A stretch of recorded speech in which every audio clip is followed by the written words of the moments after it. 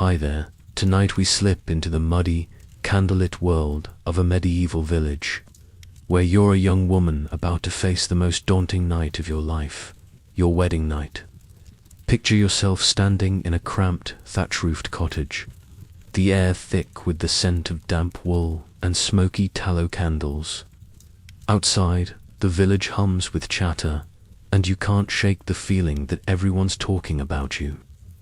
Your stomach churns as you adjust a scratchy linen shift, your best garment, though it's patched at the elbows. This isn't the fairy tale wedding of modern dreams, oh, no. You probably won't survive this without a few awkward moments that'll haunt you for years. So, before you get comfortable, take a moment to like the video and subscribe, but only if you genuinely enjoy what I do here. Drop a comment with your location and local time. I'd love to know where you're drifting off from. Now, dim the lights, maybe turn on a fan for that soft background hum, and let's ease into tonight's journey together. You're standing in the heart of your village, a cluster of wattle and daub houses huddled around a rutted dirt path. It's late spring, and the air carries the faint sweetness of blooming hawthorn, though it's undercut by the ever-present stench of the nearby midden heap. Your wedding is tomorrow, and the village is already buzzing like a hive of slightly drunk bees. You catch snippets of conversation as you haul a bucket of water from the well. "She's marrying the miller's son. Lucky girl," one woman mutters, while another snorts, "Lucky. He's got a temper and a wandering eye." You try to ignore them, but their words cling like damp straw to your skirts. This is no private affair. Your wedding night is the village's entertainment, and you're the unwitting star in medieval Europe. Marriage was less about love and more about survival, alliances, land, and labor. Historians note that by the 13th century, the Catholic Church had tightened its grip on matrimony, declaring it a sacrament, which meant your wedding wasn't just a party but a sacred contract. You're not marrying for a sparkly ring or a Pinterest board. You're tying your family's fortunes to another's, and everyone's watching to see if you'll fumble the knot. A quirky tidbit: some villagers believed a bride who tripped on her way to the church was cursed with bad luck, so you're hyper-aware of every pebble underfoot. Historians still argue whether this superstition was widespread or just a regional quirk. But you're not taking chances. You pause by the well, the wooden bucket heavy in your hands, and glance at your reflection in the water. Your face is flushed from the day's chores, milking the cow, kneading dough, and dodging your mother's endless advice about wifely duties. The village is small, maybe 200 souls, and privacy is a fantasy. You share your cottage with your parents, 2 younger siblings, and a particularly grumpy goat who chews your straw mattress. The idea of your wedding night being intimate feels like a cruel jest. You overhear a gaggle of older women cackling about the bedding ceremonies. That's a thing, and it's as intrusive as it sounds. They'll escort you to the marriage bed, and you're already dreading their lewd jokes. Let's be real. You're exhausted. You've been up since dawn, and the sun's barely dipped below the horizon. Your hands are rough from spinning wool, and your back aches from hauling firewood. Yet the village expects you to be a blushing bride, radiant, and ready for a night that's more about duty than desire. You smirk, thinking how modern folks would lose it if their wedding included a public inspection of the bedsheets. Spoiler, that's coming, and it's not as romantic as it sounds. For now, you trudge back to the cottage, water sloshing in the bucket, and try to tune out the village's gossip. They're betting on whether you'll cry tomorrow or manage a brave face as you step inside. Your mother's already fussing, piling more tasks on you before the big day. She's muttering about the dowry of few chickens, a bolt of coarse cloth, and a wobbly stool your father carved. You're not nobility. This isn't a Game of Thrones style union with gold and knights. You're a peasant, and your marriage is a practical deal to keep the village's web of obligations intact. Still, there's a flicker of excitement beneath your nerves. Maybe, just maybe, this new life won't be as grim as the rumors suggest. But then you hear a neighbor shout about the groom's drinking habits, and your heart sinks. Welcome to the medieval marriage game, where the stakes are high and the wine is watered down.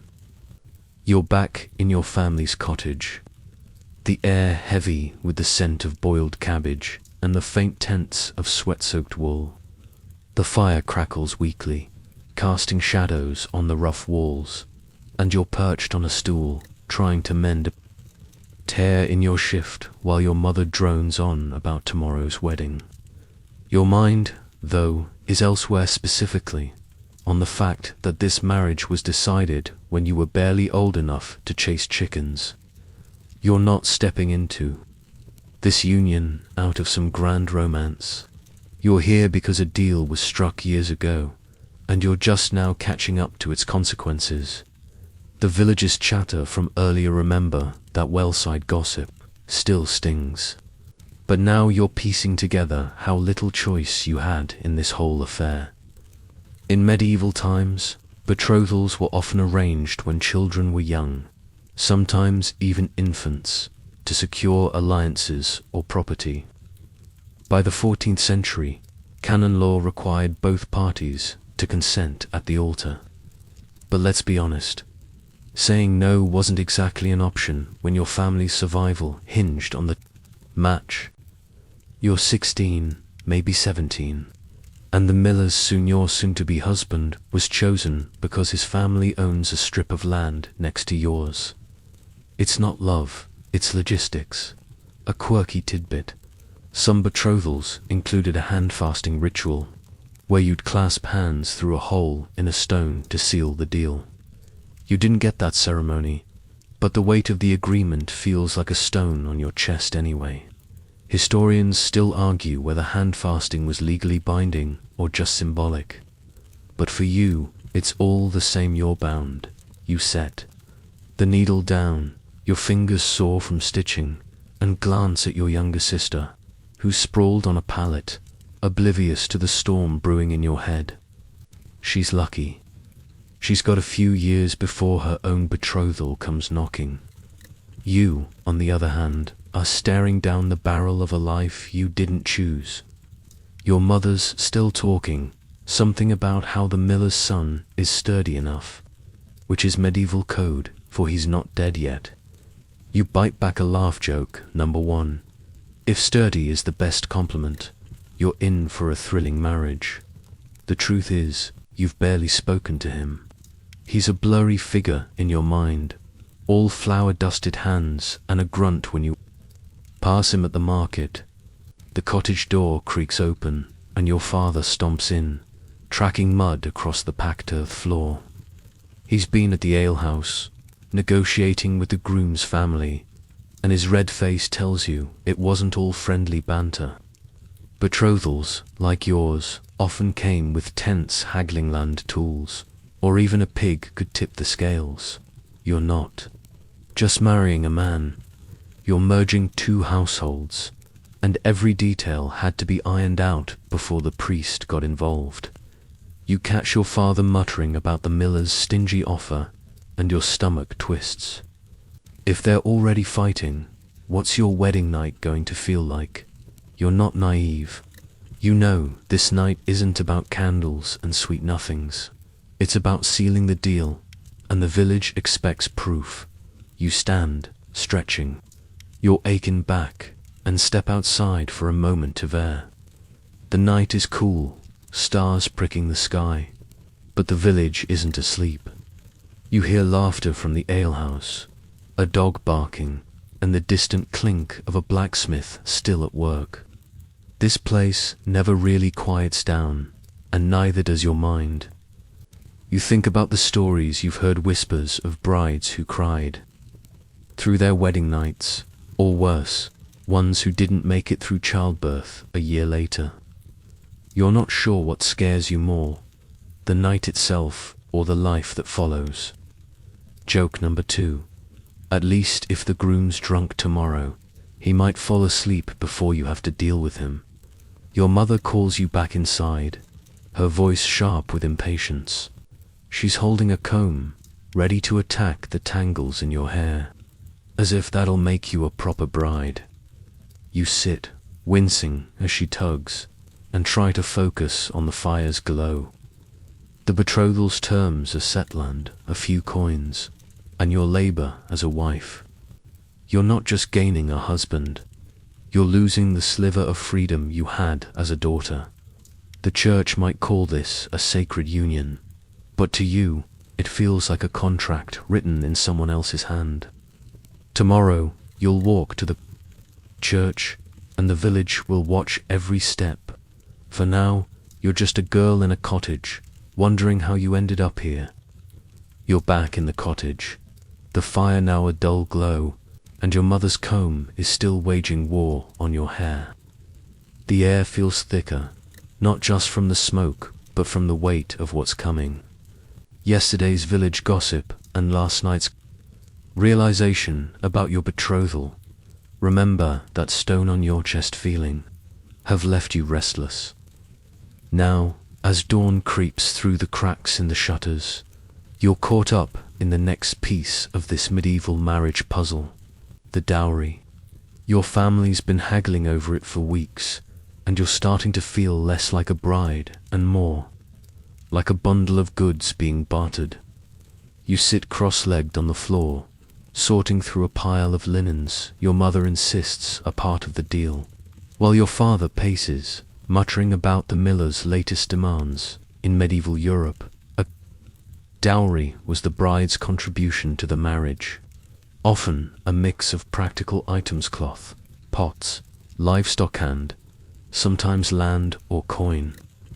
By the 13th century, it was a cornerstone of marriage negotiations, especially for families like yours, scraping by in a village where wealth meant an extra goat. Your dowry isn't glamorous: a few chickens, a patched blanket, and that wobbly stool your father keeps boasting about. A quirky tidbit: some dowries included bedding rights, meaning your family promised the groom a share of your household's straw mattress luxury, medieval style. Historians still argue whether dowries empowered women by giving them leverage or just turned them into bargaining chips. But you're leaning toward the latter as your father snaps at you to fold the linens faster. You glance at the pile, your hands moving mechanically. Each item feels like a piece of your old life being traded away. The chickens, they're the ones you've fed since you were a kid, clucking at you every morning. The blanket, you helped your mother weave it during a winter so cold your fingers bled. You're not just bringing stuff to this marriage, you're bringing your family's survival, and the miller's family knows it. You overhear your father grumble about their demand for an extra bushel of barley, and you can't help but smirk. Joke number 1. If they're this picky about grain, imagine how they'll judge your cooking. The truth is, these negotiations are a power play, and you're the prize. Nobody asked if you wanted to be one. Your mother, sensing your distraction, hands you a small iron pot, another dowry item, and tells you to scrub it clean. You dunk it in a bucket of cold water, the chill biting your knuckles, and try to focus. The village outside is waking up. You hear the creak of a cart, the bleat of a sheep, and the distant clang of the church bell signaling morning prayers. The dowry talks aren't just about youth, they're about keeping the village's delicate balance intact. If your family gives too much, they'll starve come winter. If they give too little, the miller might call off the wedding and you'll be stuck, a spinster at 17, which is basically a death sentence in a world where marriage means security. You pause, the pot dripping in your hands, And think about the groom. You've seen him at the mill, his face smudged with flour, but you don't know him. Is he kind? Cruel? Does he even want this marriage? Or is he just following his father's orders? The dowry makes you feel like a transaction, and you wonder if he feels the same. Joke number 2. Maybe you should have negotiated for a better groom instead of an extra chicken. Your mother catches your frown and snaps that you're lucky to marry at all. Plenty of girls end up with worse. She's not wrong, but it doesn't make the knot in your stomach loosen as you scrub the pot. Your father slams his hand on the table, startling your sister who's been dozing by the fire. He's furious the miller's family wants a share of your family's meadow, a strip of land you've grazed cows on forever. You freeze, realizing this isn't just about chickens anymore.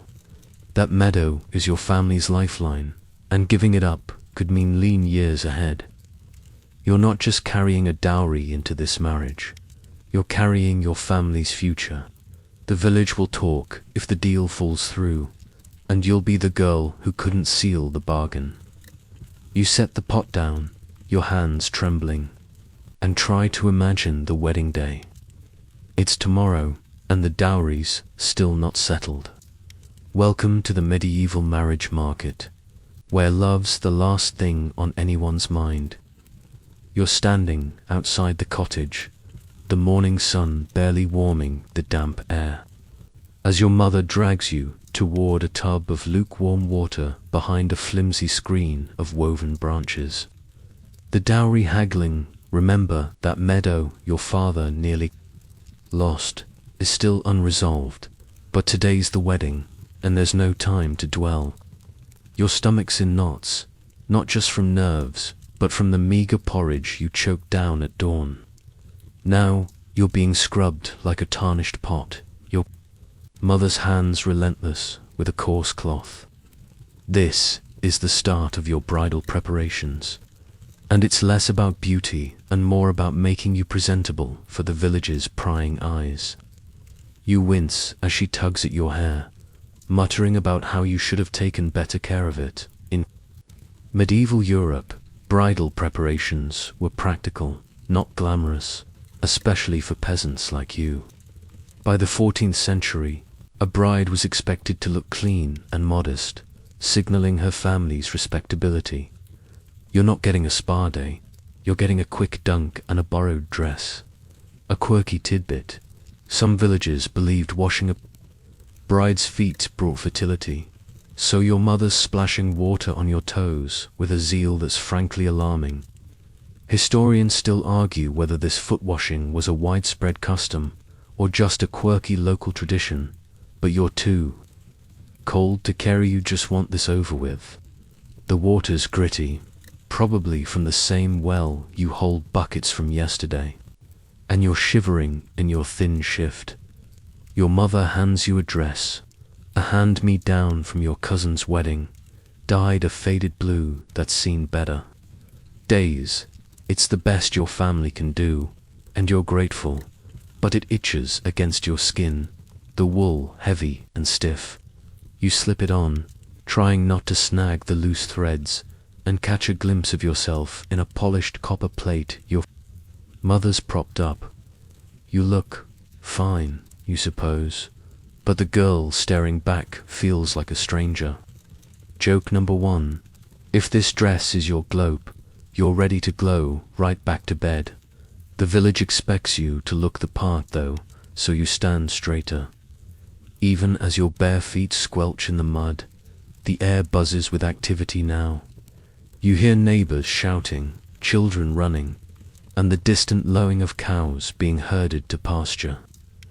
Your mother's not done. She's weaving a crown of wildflowers into your hair, the stems prickling your scalp. It's tradition, she says, to ward off evil spirits, but you suspect it's just to distract from the dress's frayed hem. You're starting to feel like a prop in a play you didn't audition for. Your sister, lingering nearby, giggles and says you look like a saint from the church frescoes. You roll your eyes. Joke number 2. If saints had to wear this dress, they'd have rebelled sooner. But her laughter's a small comfort, a reminder of the life you're leaving behind. Your mother steps back, appraising you like a merchant sizing up a cart of turnips. She adjusts the flower crown, then hands you a pair of worn leather shoes, another dowry item your father grudgingly included. They're a bit tight, but you're not walking barefoot to the church. That's a bad omen, and you're already dodging enough of those. The village is waking up fully now, and you catch snippets of chatter through the screen. She's not bad looking, one man says, while a woman snips, hope she's tougher than she seems. You clench your fists, wishing you could disappear. This isn't just your wedding. It's the village's spectacle, and you're the main act as you step out from behind the screen. Your mother starts listing instructions. Keep your head down. During the ceremony, don't trip on the church steps. And for heaven's sake, don't talk back to the priest. You nod, half listening, your mind drifting to the groom. You still haven't seen him today, and the uncertainty gnaws at you. Will he be kind, drunk, indifferent? The preparations are supposed to make you feel ready, but they're just amplifying your dread. Joke number 3. Maybe if you scrub hard enough, you can wash away the whole wedding. For now, you follow your mother back to the cottage, the dress dragging in the dirt, as the villagers' eyes follow your every step. The church bells are ringing, and there's no turning back. You're trudging through the village, the itchy blue dress, remember that hand-me-down from your cousin, clinging to your legs as you follow your mother toward the open field where the wedding feast is already spiraling into chaos. The church bells from earlier are still echoing in your head, but now they're drowned out by the roar of laughter, shouting, and the off-key wail of a fiddle. Your flower crown's starting to wilt, one petal dangling over your eyebrow, and your too tight shoes pinch with every step. The bridal preparations left you feeling like a polished trinket, but now you're being tossed into the heart of the village's rowdiest event. This is the communal feast, and it's less a celebration and more a test of your endurance. In medieval Europe, wedding feasts were a big deal, especially for peasants, doubling as a community bonding ritual and a chance to eat something other than stale bread. By the 14th century, these feasts were often held outdoors, with everyone pitching in food or ale to keep costs down. Your family scraped together a spread of barley stew, roasted turnips, and a slightly tough pig your uncle swears was fresh yesterday. A quirky tidbit. Some villagers believed spilling ale during the feast brought good luck, so you're dodging sticky puddles as you weave through the crowd. Historians still argue whether this was a genuine superstition or just an excuse to get sloppily drunk, but the evidence around you leans toward the latter. You clutch a wooden cup of watered-down ale your mother thrust into your hands.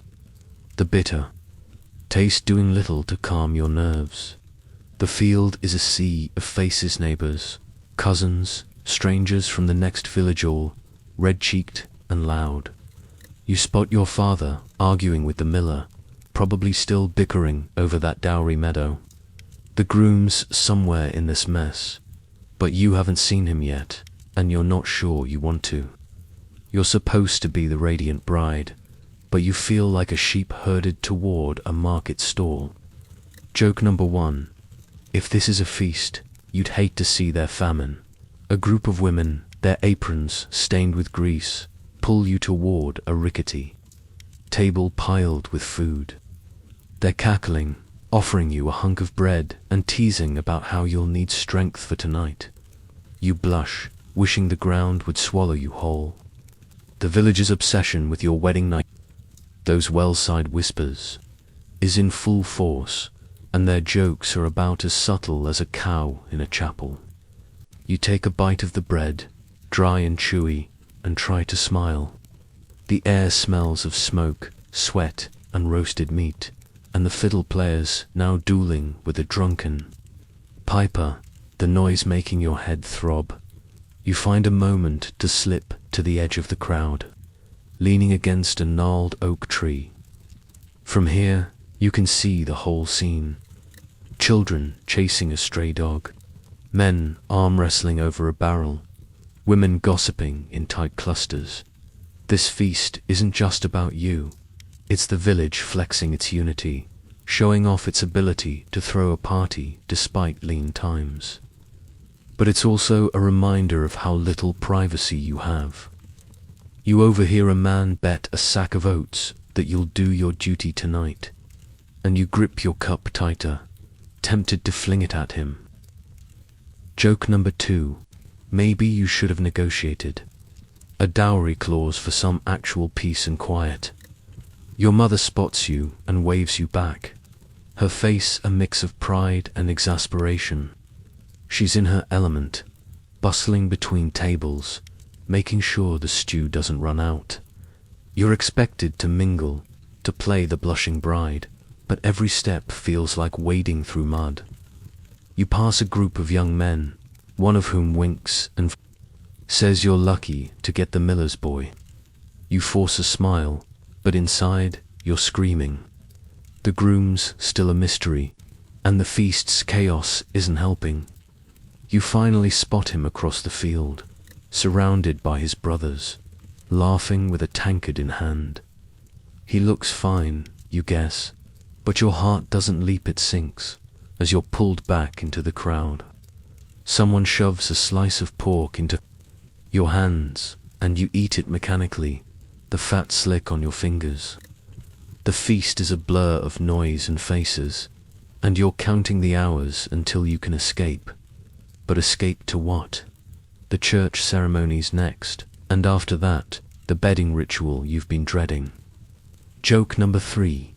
If the feast is this wild, the wedding night might just be a riot. For now, you let the crowd carry you, the ale loosening your nerves just enough to keep moving forward. You're stumbling away from the feast, your belly full of tough pork and sour ale, the villagers' raucous laughter still ringing in your ears. The field remembered that chaotic scene with the fiddler and spilled ale is behind you now, and you're being herded toward the church, your flower crown lopsided and your dress speckled with stew. The air's cooler as the sun dips, casting long shadows over the dirt path. Your mother's gripping your arm, steering you like a wayward goat, while your father trails behind, still grumbling about the miller's dowry demands. The wedding ceremony's about to start, and you're bracing for the priest's stern words, which everyone says will make your knees wobble. You're not sure if it's the ale or the dread, but your legs already feel unsteady. In medieval Europe, the church held iron control over marriage, especially by the 13th century, when it was declared a sacrament, binding you to your husband and God's rules for life. The priest's role wasn't just to bless the union, but to lecture you on its sacred duties, often with a tone that could curdle milk. You're expected to stand before the altar, head bowed, and promise obedience, chastity, and a lifetime of popping out airs. A quirky tidbit: some priests sprinkled holy water on the bride's head to cleanse her of sinful thoughts.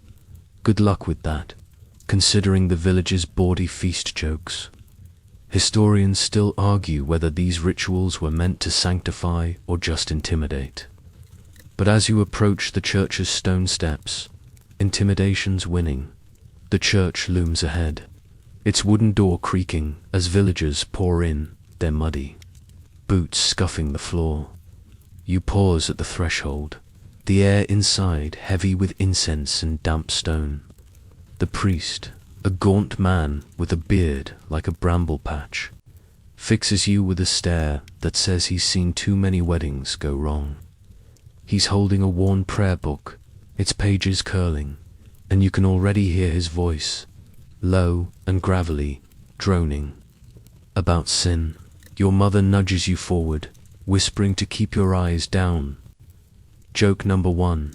If you look up, you might accidentally challenge God and the groom in one go. You shuffle to the altar, the crowd's murmurs buzzing like flies. The priest begins, his Latin words a blur, but you catch the gist. Marriage is your duty, a holy cage you're locking yourself into. He's not talking to you, really. He's addressing the groom who's standing a few feet away, smelling faintly of flour and ale. You steal a glance, his face is flushed, his tunic rumpled, but he's not running, so that's something.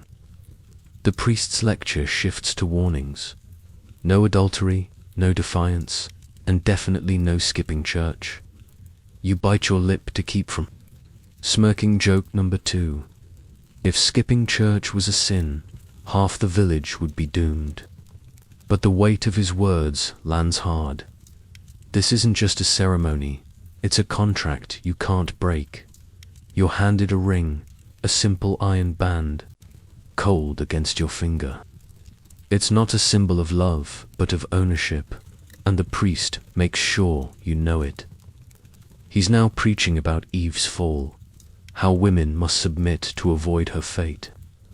You're tempted to roll your eyes, but the crowd's watching, and your mother's glare could pierce armor. The church's rules are clear. Your body, your labor, your future, they belong to your husband now. You think back to the feast, how the villagers' eyes followed you, and realize this ceremony's just another stage for their scrutiny.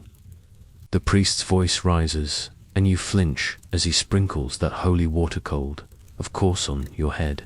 Ass. The ceremony drags on, your feet ache in those tight shoes, and the incense is making you dizzy. The groom mutters his vows, barely audible, and you echo yours, your voice a whisper. The priest's final warning is about the wedding night. It's your duty to fulfill the marriage debt, a phrase that makes your stomach lurch. Joke number 3. If this is a debt, you'd rather owe the miller a sack of grain. The crowd cheers as the priest declares you wed, but you feel more trapped than triumphant.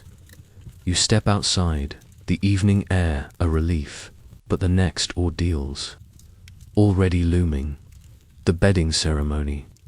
For now, you cling to the ring on your finger, wondering what you've just promised. You're stepping out of the church, the priest's heavy words, remember that marriage debt warning, still ringing in your ears like a deer bell.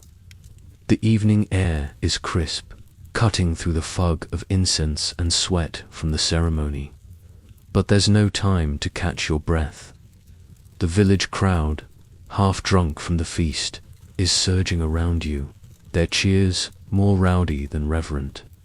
Your new husband, still a flower-dusted stranger, walks beside you, his shoulder brushing yours awkwardly. Your mother's fussing with your wilted flower crown, but her eyes are darting toward the path leading to the miller's house. That's where the bedding ceremony awaits, and the thought makes your skin prickle. You're not just a bride now. You're the main event in a ritual that's about to get far too personal. In medieval Europe, the bedding ceremony was a common tradition, especially among peasants, where the couple was escorted to the marriage bed by a gaggle of relatives and neighbors. By the 14th century, it was less about romance and more about proving the marriage was consummated to secure the alliance. Your dowries, meadow, and those chickens depend on it. A quirky tidbit: some villagers hung a sheet outside the next morning to show the bride's purity, a custom as invasive as it sounds.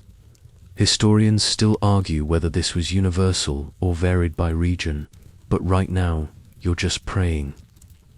Your village skips the sheet part. The crowd's laughter tells you they're ready for a show.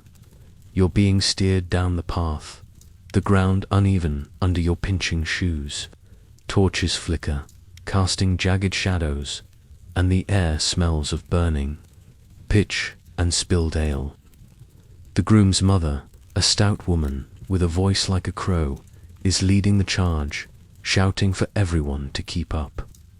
You catch her eyeing you, as if sizing up whether you're worth the barley her family demanded.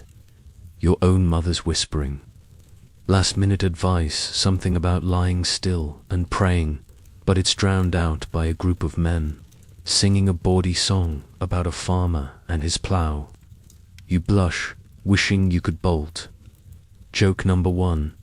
If this is a plough song, you're ready to plant yourself in a different village. The miller's house looms ahead, its thatched roof sagging like a tired brow. You've been here before, fetching flour, but now it feels like a foreign land. The crowd's pressing closer, their breath hot with ale and excitement. You glance at your husband, he's staring straight ahead, his jaw tight, and you wonder if he's as nervous as you are. Nobody's asked either of you what you want. This ceremony's for the village, not you. You think back to the priest's lecture about duty and try to steady your breathing.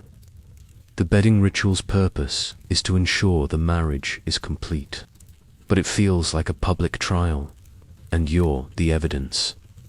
You step inside, the house dim and smoky, with a low ceiling that makes you duck. The marriage bed, really just a straw mattress on a creaky frame, sits in the corner, draped with a threadbare blanket. The crowd piles in, ignoring any pretense of personal space. Your sister's there, wide-eyed, probably thrilled to witness something she's too young to understand. The groom's brothers are cracking jokes, one of them waving a jug of ale like a trophy. You want to scream, but instead, you force a smile. Joke number 2. If smiling through this is a skill, you're ready for sainthood. The women start chanting something about fertility, and you grip the iron ring on your finger. Its weight, a small anchor. The bedding ceremony's rules are unspoken, but clear. You and the groom are expected to climb into bed while the crowd watches, prays or heckles, depending on their mood. You're not sure what's worse, their presence or the pressure to perform. Your mother-in-law shoves a cup of spiced wine into your hands, saying it'll help things along. You take a sip, the cloves bitter on your tongue, and try to ignore the man in the back shouting about getting to the good part. Joke number 3. If this is the good part, you'd rather skip to the epilogue. For now, you stand frozen, the bed looming like a stage, as the village waits for you to play your role in this medieval spectacle. You're standing in the miller's house, the smoky air pressing against you like a heavy cloak, and the bedding ceremony, remember that intrusive crowd from moments ago, is in full swing. The straw mattress in the corner, your soaked marriage bed, looks about as inviting as a pile of damp hay. Your husband's beside you, his breath sharp with ale, and the village mob is packed into the room, their torchlight flickering across the rough walls. Your flower crown's long gone, probably trampled at the feast, and your dress feels like a sack of regrets. You're clutching that spiced wine your mother-in-law gave you, its warmth doing little to thaw the chill in your bones. This is the bedchamber, and it's anything but romantic, more like a stage for the village's nosiest performance yet. In medieval Europe, the bedchamber, during a wedding, was less a private sanctuary and more a public checkpoint, especially for peasants, securing alliances like your dowries, meadow, and chickens. By the 14th century, the bedding ceremony often involved the couple being ushered to bed to prove the marriage's validity, with witnesses ensuring no funny business like an annulment could undo the deal. A quirky tidbit, some bedchambers were sprinkled with herbs like lavender to encourage the couple, though the stench of unwashed villagers probably overpowered any floral vibes. Historians still argue whether these herbs were for luck or just to mask the room's general funk. But you're too distracted to notice any scent beyond sweat and smoke. You take a shaky step toward the bed. The crowd's chatter swelling. Your mother-in-law's barking orders, telling everyone to make room, though nobody's listening. Your husband's brothers are still at it, one of them sloshing ale as he toasts to a fruitful night. You want a gag joke, number one. If this is fruitful, you'd rather plant turnips. Your mother's hovering near the door, her face a mix of worry and resignation, and you catch your sister's wide eyes, soaking up the chaos like it's a fair. The bed's frame creaks as someone, probably a drunk uncle, leans against it, and you're hyper-aware of every sound, every stare. Privacy's a myth here, and you're the proof. You glance at your husband, hoping for a hint of solidarity, but he's staring at the floor, his hands clenched. He's no more in control of this than you are, and that's oddly comforting. The priest's words from the church about duty and submission echo in your mind, but they feel distant, drowned out by the crowd's bawdy jokes. Someone shouts about warming the sheets, and you force a smile, though it feels like your face might crack. The bedchamber's supposed to be where the marriage becomes real, but it feels like a trial, with you and the groom as reluctant defendants. You think back to the feast, how the villagers' eyes never left you, and realize this is just the next act in their spectacle. Your mother-in-law grabs your arm, pulling you closer to the bed, and hands you a linen shift thinner than your dress, meant for the night ahead. You clutch it, dreading the moment you'll have to change in front of this mob. The crowd's chanting now, a mix of prayers and lewd suggestions, and you're torn between laughing and screaming. Joke number two. If this is a prayer, God's probably covering his ears. The bed straw crunches as your husband sits, the mattress sagging under his weight, and the crowd cheers like he's slain a dragon. You're expected to follow, but your feet feel rooted to the floor, the spiced wine sloshing in your trembling hand. The room's getting warmer, the torches and bodies making it stifling. You catch a whiff of something herbal, maybe those lavender sprinkles, but it's faint, buried under the reek of ale and wool. Your mother-in-law's voice cuts through, urging you to get on with it, and you realize there's no escape. The bedchamber's not a haven. It's a checkpoint, and the village won't leave until they're satisfied.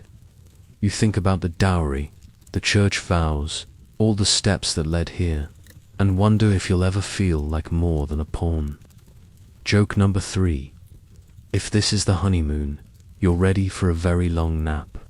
For now, you take a deep breath, step toward the bed, and brace for whatever comes next in this medieval circus. You're in the miller's cramped bedchamber, the straw mattress, remember that sagging, herb-sprinkled thing, creaking under your husband's weight as he sits, looking as uncomfortable as you feel. The crowd's packed in tighter than a sack of grain, their torchlight dancing on the walls, and the air's thick with ale fumes, sweat, and the faint whiff of lavender that's fighting a losing battle. You're still clutching the thin linen shift. Your mother-in-law thrust at you, your knuckles white round the spiced wine cup. The bedding ceremony's reached its peak, and you're the center of attention, with every villager from your giggling sister to the ale-soaked uncles watching like hawks.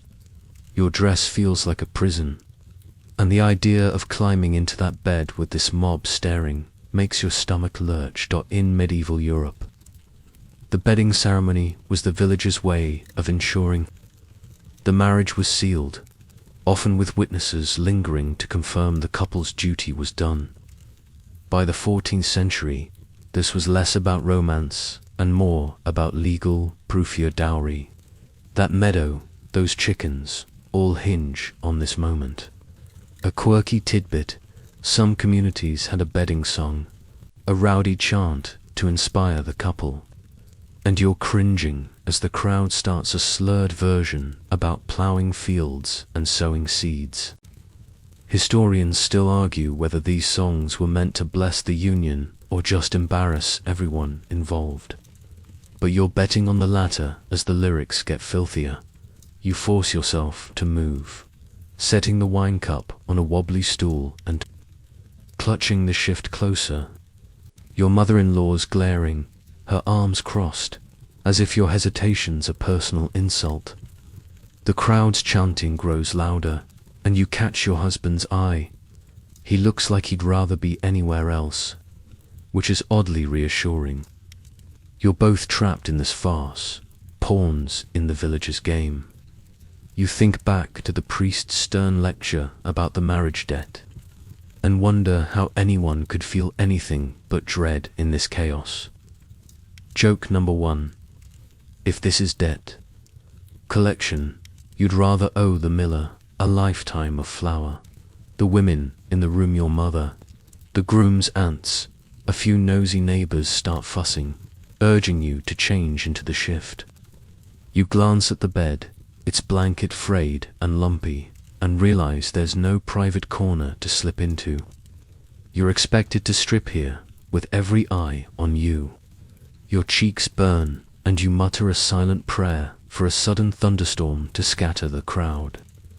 No such luck, the torches keep burning, and the song's hitting a particularly crude verse about ripe harvests. You fumble with the ties on your dress, your fingers clumsy, and manage a weak smile. Joke number 2. If this is a harvest, you're the turn-up nobody wants. Your mother steps forward, shielding you slightly as you pull the dress over your head, the wool catching on your hair.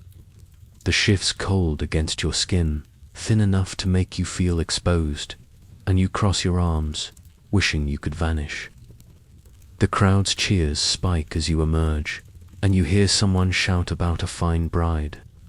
You want to snap back, but instead you focus on the bed, where your husband's now lying, his boots still on, looking like a man awaiting a tooth-pulling. The bedding ceremony's supposed to be a ritual, but it feels like a public shaming. With you and the groom as the reluctant stars, you take a step toward the bed, the floorboards creaking underfoot, and the crowd's noise swells again. Your sister's still there, perched on a barrel, her eyes huge. She's probably storing every detail to gossip about later. The men are slapping each other's backs, toasting with sloshing tankards, while the women start a new chant, something about babies and blessings. You climb onto the mattress, the straw crunching loudly, and slide under the blanket, your heart pounding. Your husband shifts, his elbow brushing yours, and you both freeze. The crowd's presence making every move feel like a performance. Joke number 3. If this is a performance, you're ready for the curtain to drop. The bedchamber's a furnace now, the heat from the torches and bodies overwhelming. You lie there, staring at the ceiling's blackened beams as the crowd's chants fade into a drunken hum. This is at the moment the villagers been waiting for, the proof their alliance is secure. You're not thinking about love or even duty. You're just trying to survive the scrutiny. The bedding ceremony's almost over, but the night's far from done, and you're already dreading what comes next. You're lying on the straw mattress, the coarse blanket scratching your skin through the thin shift. Remember that flimsy thing you changed into under the crowd's gaze. The bedchamber's still packed, though the bedding ceremony's rowdy. Chants are finally petering out. The torches cast a dim glow, and the air's thick with the stench of ale, sweat, and that faint lavender no one's buying as romantic. Your husband's beside you, his breath uneven, and you're both stiff as boards, hype-aware of the villagers, lingering like uninvited ghosts. The ploughing field's song has mercifully stopped, but the crowd's not leaving their milling about, whispering, waiting for what? You're craving solitude, a moment to breathe. But in this village, privacy's as rare as a warm bath in winter. In medieval Europe, privacy was a luxury, especially during weddings, where the community's stake in the marriage or dowry's meadow, those chickens meant everyone felt entitled to stick around.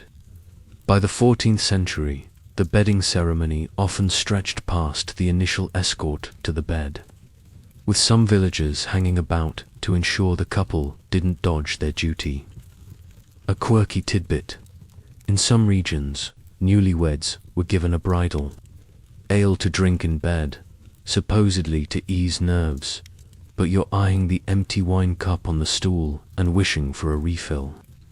Historians still argue whether this ale was a kind gesture or just another way to keep the couple under scrutiny. But you're leaning toward the latter as a nosy ant peers over your blanket. You shift slightly, the straw crunching loudly, and your husband mutters something under his breath, maybe a curse, maybe a prayer. You're both trapped in this bed, the crowd's presence a weight heavier than the priest's vows. You think back to the church, that iron ring still cold on your finger, and wonder how you went from hauling well water to lying here. The village's entertainment. Your mother's near the door, shooing a few drunks who've started bickering over a lost bet, but she's not leaving either. You want to scream for everyone to get out, but that'd only fuel their gossip. Joke number 1. If privacy's a sin, this village is downright saintly. The bedchamber's walls feel like they're closing in, the blackened beams overhead seeming lower than before. You catch your sister's silhouette, she's still perched on that barrel, probably memorizing every awkward moment for later. The groom's mother is bustling about, pretending to tidy but really just hovering, her eyes flicking to the bed every few seconds. You're supposed to be sealing the marriage, but the idea of intimacy with this stranger under these stairs is laughable. You try to imagine a world where you could close a door, draw a curtain, anything, but this is medieval life, where your business is everyone's business. You pull the blanket higher, as if it could shield you from their expectations. A man? In the corner, some cousin of the groom's starts a new toast, sloshing ale and shouting about heirs for the mill. The crowd laughs, and you feel your face burn. Your husband shifts again, his elbow grazing yours, and you both flinch like you've touched a hot iron. You're not sure what's worse, the village's obsession with your fertility or the fact that you're expected to make it happen with them watching. Joke number 2. If heirs are the goal, they might want to clear the room first. You think about the feast, how the village's eyes never left you, and realize this bedchamber's just another stage, with no curtain to drop.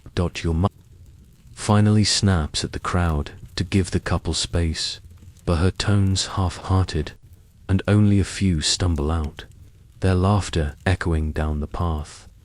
The room's still too full, the air too warm, and you're counting the moments until you can at least pretend to sleep.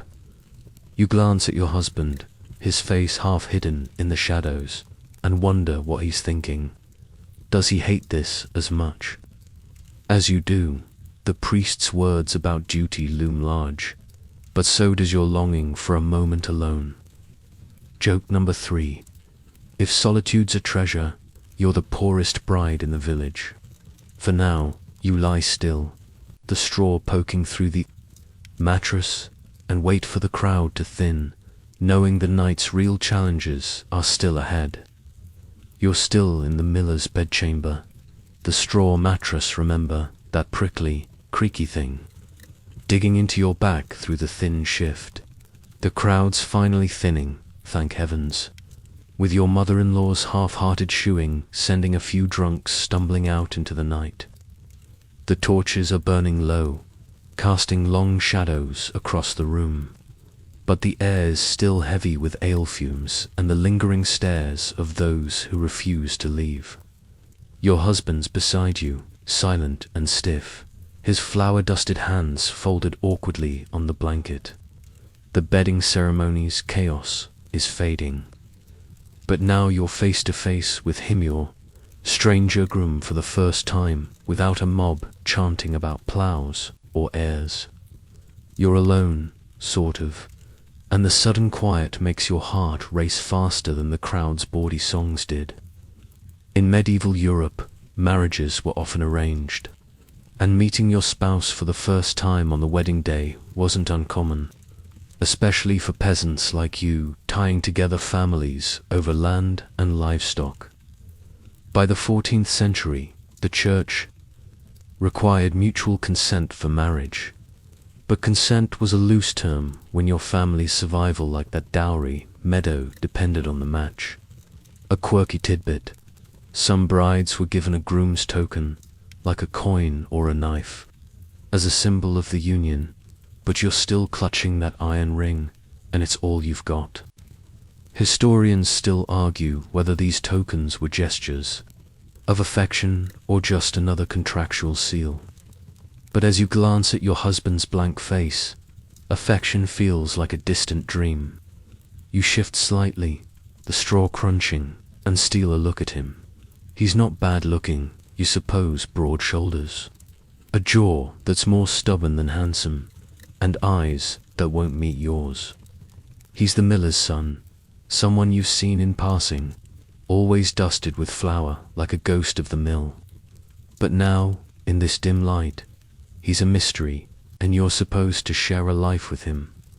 You think back to the feast, how you spotted him laughing with his brothers, and wonder if that easy smile will ever turn your way. Joke number 1. If he's this quiet now, you might be married to a sack of flour.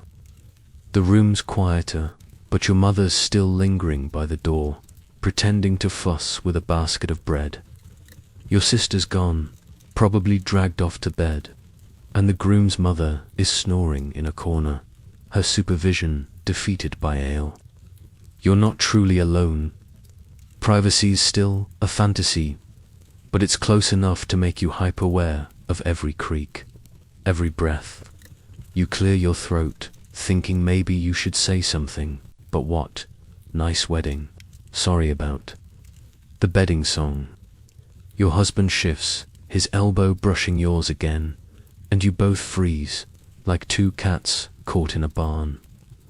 The silence is louder than the crowd ever was. You try to piece together what you know about him. He's maybe 20, works the mill, drinks too much at Festival's Village. Gossip's been clear on that. But is he kind? Cruel? Does he even want you? Or is he just following his father's orders, like you're following yours? The priest's lecture about marriage debt floats back, and you push it away, not ready to think about that. You're still reeling from the Datha feast, the church, the bedchamber circus. Joke number 2. If marriage is a debt, you'd rather negotiate with a moneylender than this stranger. You glance at him again, hoping for a clue, but he's staring at the ceiling, his jaw tight. The bedchamber's cold now, the torches nearly spent, and you pull the blanket higher. It's rough, we've no comfort. You're supposed to be starting a life together, but you feel like strangers shipwrecked on the same shore. You think about the dowry, the church, vows, all the steps that led here, and wonder if he feels as trapped as you do. A distant dog barks, and you flinch, the sound sharp in the quiet. Your husband finally speaks, his voice low. This is a lot. You nod, surprised by the honesty, and for the first time, you feel a flicker of connection. Joke number 3. If a lot sums up marriage, you're off to a poetic start. For now, you lie there, the straw poking your back, waiting for the courage to face the night ahead.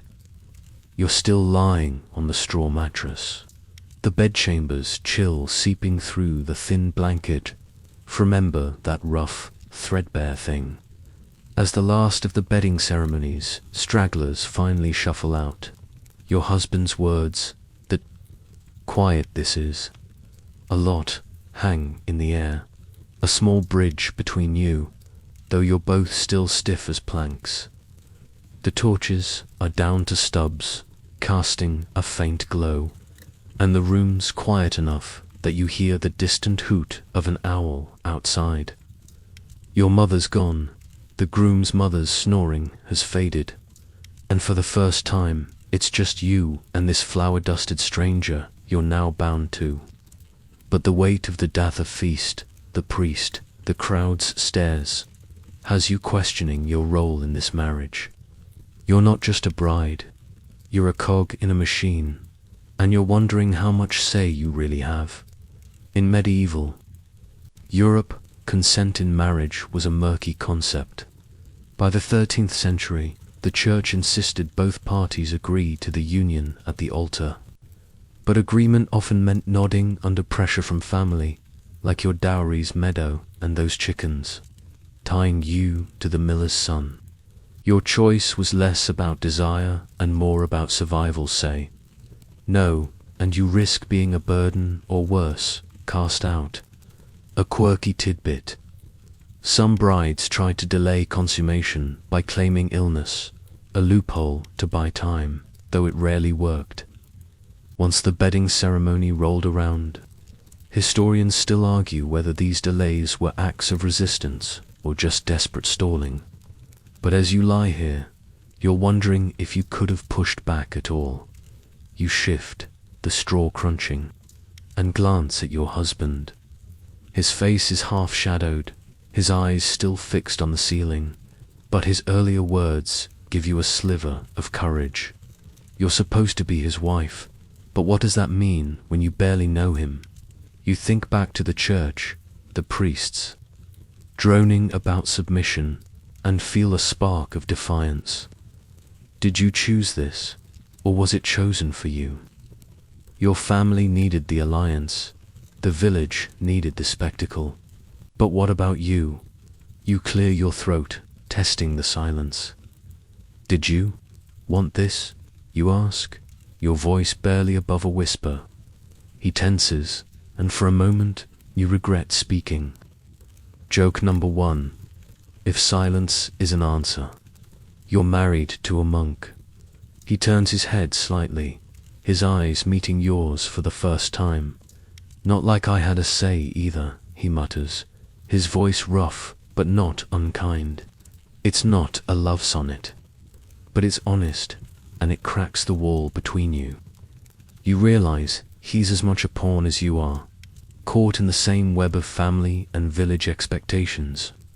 The bedchamber's cold, the air stale with smoke, but this small exchange feels like a lifeline. You think about the gossip at the well, how the village painted him as a drunk with a temper, and wonder how much is true. Maybe he's wondering the same about you after all. You're the girl who nearly tripped at the church steps. The iron ring on your finger feels heavier now, a reminder of the vows you mumbled under pressure. Consent might have been required, but it was more a formality than a choice. You think about your mother's frantic preparations, your father's dowry fights, and realize they weren't just arranging a wedding, they were arranging your life. You pull the blanket up, its weave scratching your chin, and try to imagine saying no at the altar. The village would have erupted, your family shamed, and you'd be the spinster hauling water forever. Joke number 2. If consent's a choice, you'd have chosen a nap instead. The mattress shifts as your husband rolls onto his side, facing away, and you're left staring at the blackened beams overhead. You're not sure what you expected, some grand rebellion. But the reality is you're here, married, with no way out. The church's rules, the village's eyes, your family's needs, they've all conspired to land you in this bed. You think about that illness loophole and smirked. Joke number 3.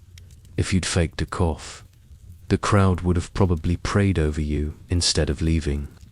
For now, you lie still, the owls hoot the only sound, and grapple with the truth. You're in this marriage, willing or not, and the night's only just begun. You're still on the straw mattress. The bedchamber's chill, wrapping around you like a damp cloak. Despite the scratchy blanket, remember that frayed thing, pulled up to your chin. Your husband's turned away, his back a silent wall, after your whispered question about wanting this marriage and his blunt reply, "Not like I had a say either." The quiet between you is heavy, broken only by the faint crackle of a dying torch and that owl hooting outside. The bedding ceremony's crowd is gone, but its weight lingers, and now you're grappling with a new pressure: fertility. The village, the church, your family's there, all banking on you to produce heirs, and the thought makes your chest tighten. You're not just a wife, you're a vessel for the miller's lineage, and the expectation feels like a stone on your ribs.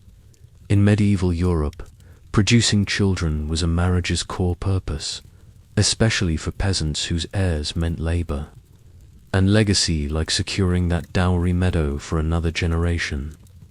By the 14th century, the church hammered this home, framing fertility as a sacred duty, with childlessness often blamed on the wife's sin or weakness. A quirky tidbit: some villagers believed tying a red ribbon around a bride's waist during the wedding boosted fertility, and you're pretty sure your mother slipped one under your dress, though it's doing nothing for your nerves. Historians still argue whether these rituals were heartfelt or just desperate grasps at control in a world where childbirth was a gamble. But lying here, you feel the pressure like a physical force. You shift, the straw poking your side, and stare at the ceiling's blackened beams. Your husband's breathing is steady, but you're wide awake, your mind racing. The priest's lecture about marriage debt wasn't just about intimacy, it was about babies, and lots of them. You've heard the village gossip. Women who don't conceive are whispered about, pitied, or worse, shunned. You think back to the feast, those women teasing about strength for tonight, and realize they weren't just joking, they were sizing up your womb. Joke number 1. If babies are the goal, you'd rather be tasked with herding the villagers' goats. You glance at your husband's back, his tunic still on, flour smudged on the shoulder. He's part of this too, but the burden feels lopsided. If you don't produce an heir, it's your failure, not his. You've seen it happen: a neighbor, barren after years, left to scrub floors while her husband took a mistress. The church might frown on that, but the village turns a blind eye if it means a son for the family. You pull the blanket tighter, its weave rough against your skin, and try to push away the image of yourself in her place. Your mother's voice echoes, her frantic advice about lying still now making grim sense. She wasn't preparing you for love. She was preparing you for survival. The bedchamber's dark now, the last torch barely aglow, and the silence amplifies your thoughts. You think about the risks childbirth, a killer in these times, with half the women you know losing sisters or cousins to it. You've helped your mother tend to a laboring neighbor, seen the blood and the screams, and the memory makes you shiver. Yet the village expects you to dive into that danger, and soon. Joke number 2. If fertility's a blessing, it comes with a curse nobody mentions. You wonder if your husband's thinking about this too, or if he's just relieved the crowd's gone. His silence feels like a shield, and you're not sure how to breach it. You roll onto your side, facing his back, and trace the iron ring on your finger. It's a symbol of the vows that bind you, but also of the heirs you're supposed to deliver: the red ribbon, the priest's prayers, The village's stairs, they're all part of the same machine, grinding toward one goal. You think about your question earlier about consent, and realize this pressures another layer of choice you don't have. Joke number 3. If heirs are currency, you're the mint, and the village is cashing in. For now, you lie there, the straw mattress, a reminder of the hard life ahead, and try to quiet your mind as the night stretches on. You're still curled on the straw mattress, the bedchamber's darkness wrapping you tighter than the scratchy blanket. Remember that worn, prickly thing. Your husband's back is still turned, his steady breathing a quiet wall, and the owl outside has gone silent, leaving you with just the creak of the settling house. The weight of fertility expectations, those heirs the village is banking on, sits heavy. But now your mind's snagged on something else. The strange rituals and superstitions swirling around this wedding night. Your mother's red ribbon, tied secretly under your dress, was just the start. The village is steeped in odd charms and old wives' tales, all meant to ensure luck, love, or at least a baby by next harvest. You're lying there, half expecting some new quirk to pop up, like a toad under the pillow for good fortune in medieval Europe. Wedding nights were layered with superstitions, as communities clung to rituals to ward off bad luck or barrenness in a world where both felt like divine punishment. By the 14th century, these customs varied wildly, some tied to the church, others older than the stone cross in the village square. A quirky tidbit: in some regions, brides were given a fertility posy, a bundle of herbs like fennel or rue tucked into the bed to warm the womb. Your mother-in-law slipped one under the mattress earlier, and you're pretty sure it's why the straw smells faintly of licorice. Historians still argue whether these posies were symbolic or genuinely believed to work. But as you shift and catch a whiff, you're skeptical. You roll onto your back, the straw poking through the thin shift, and trace the iron ring on your finger. That ribbon, the posy, even the holy water the priest splashed on youth, they're all part of the village's obsession with controlling this night. You think back to the feast, how a neighbor tossed salt over her shoulder when you passed, muttering about warding off spirits. You'd laughed then, but now, in the dark, it feels less funny. What if the charms don't work? What if they do, and you're thrust into the dangers of childbirth? Joke number 1. If salt keeps spirits away, you'll need a barrel for this. Marriage. Your husband stirs, his shoulder twitching, and you freeze, hoping he's not awake. You're not ready for another awkward exchange, not when your head's tangled in these rituals. You remember your mother's whispered warning before the bedding ceremony: don't step on the bed's left side, or you'll curse the marriage. You'd scoffed, but you still climbed in on the right, just in case. The village believes in these things: crumbs of bread under the bed for prosperity, a sprig of rosemary for fidelity, and you're caught between rolling your eyes and fearing their power. The bedchamber's cold, the air stale with smoke, and you pull the blanket higher, its weave rough against your cheek. You think about the women at the feast, their teasing laced with these superstitions. One pressed a dried apple into your hand, saying it'd ensure a sweet union. You ate it, mostly to shut her up, but now you wonder if every bite was a spell you didn't sign up for. The church frowns on some of these practices, calling them pagan, but the priest didn't bat an eye when your mother-in-law lit a candle to guide the angels. Joke number 2. If angels need candles, they must have terrible eyesight. You're not sure what's worse, the church's rules or the village's charms, both piling pressure on this already fraught night. The mattress shifts as your husband rolls onto his back, his arm brushing yours, and you hold your breath.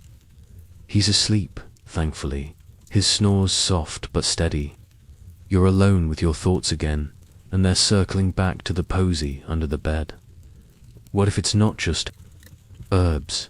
What if it's some old magic, tying you tighter to this life you didn't choose?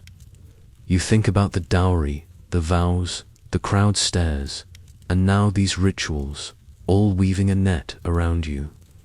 Joke number 3. If charms guaranteed luck, you'd trade them all for a night without expectations. For now, you lie still, the faint licorice scent lingering, and try to shake the feeling that the village's superstitions are watching you as closely as its people did. You're still on the straw mattress, the bedchamber's darkness thick around you. The scratchy blanket remember that coarse, patched thing, offering little warmth against the creeping chill. Your husband's soft snores fill the quiet, a steady rhythm that's oddly grounding after the whirlwind of superstitions swirling in your head. Those fertility posies and red ribbons still nagging at you. The faint licorice scent from the herbs under the bed lingers. But now your thoughts are shifting to the bigger force behind this marriage, the church. Its rules, stricter than any village charm, have shaped every step of this day. From the priest's lecture to the iron ring on your finger, you're lying there, staring at the unseen beams above, realizing this night isn't just about you, your husband, or even the village. It's about the church's iron grip on your soul and your vows. In medieval Europe, the Catholic Church had cemented marriage as a sacrament by the 13th century, making it a sacred, unbreakable bond under God's watchful eye. Your wedding wasn't just a deal between families, like that dowry meadow or those chickens. It was a contract with divine stakes, enforced by priests who saw themselves as gatekeepers of salvation.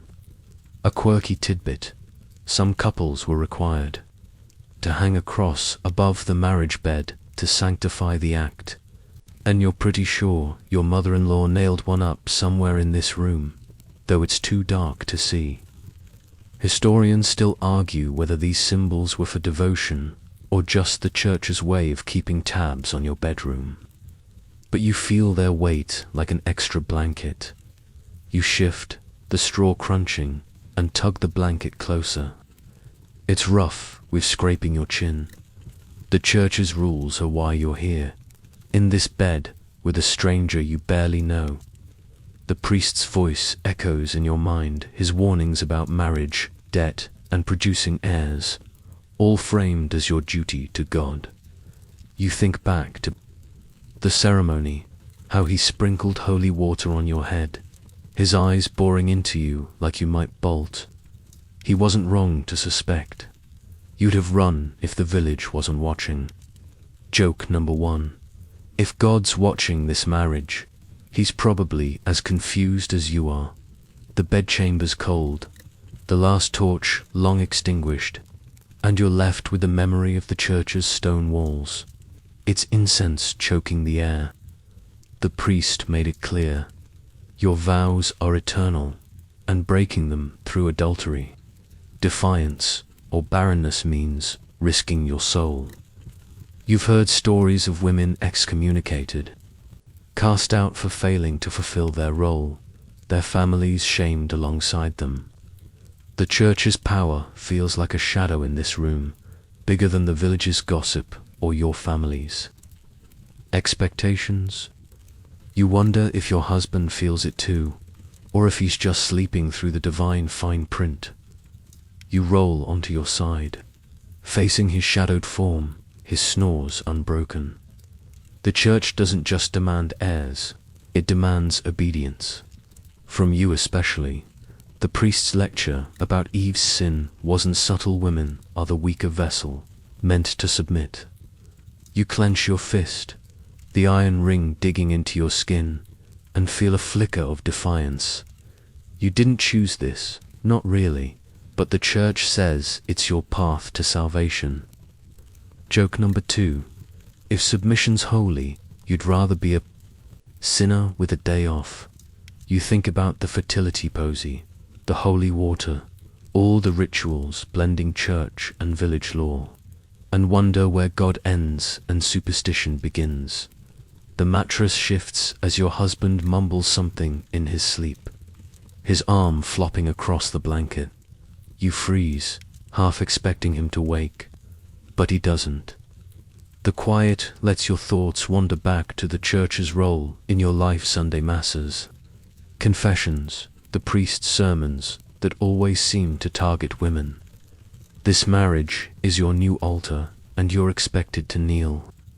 You think about the dowry, the bedding ceremony, the village's stairs, all funneled through the church's lens of duty.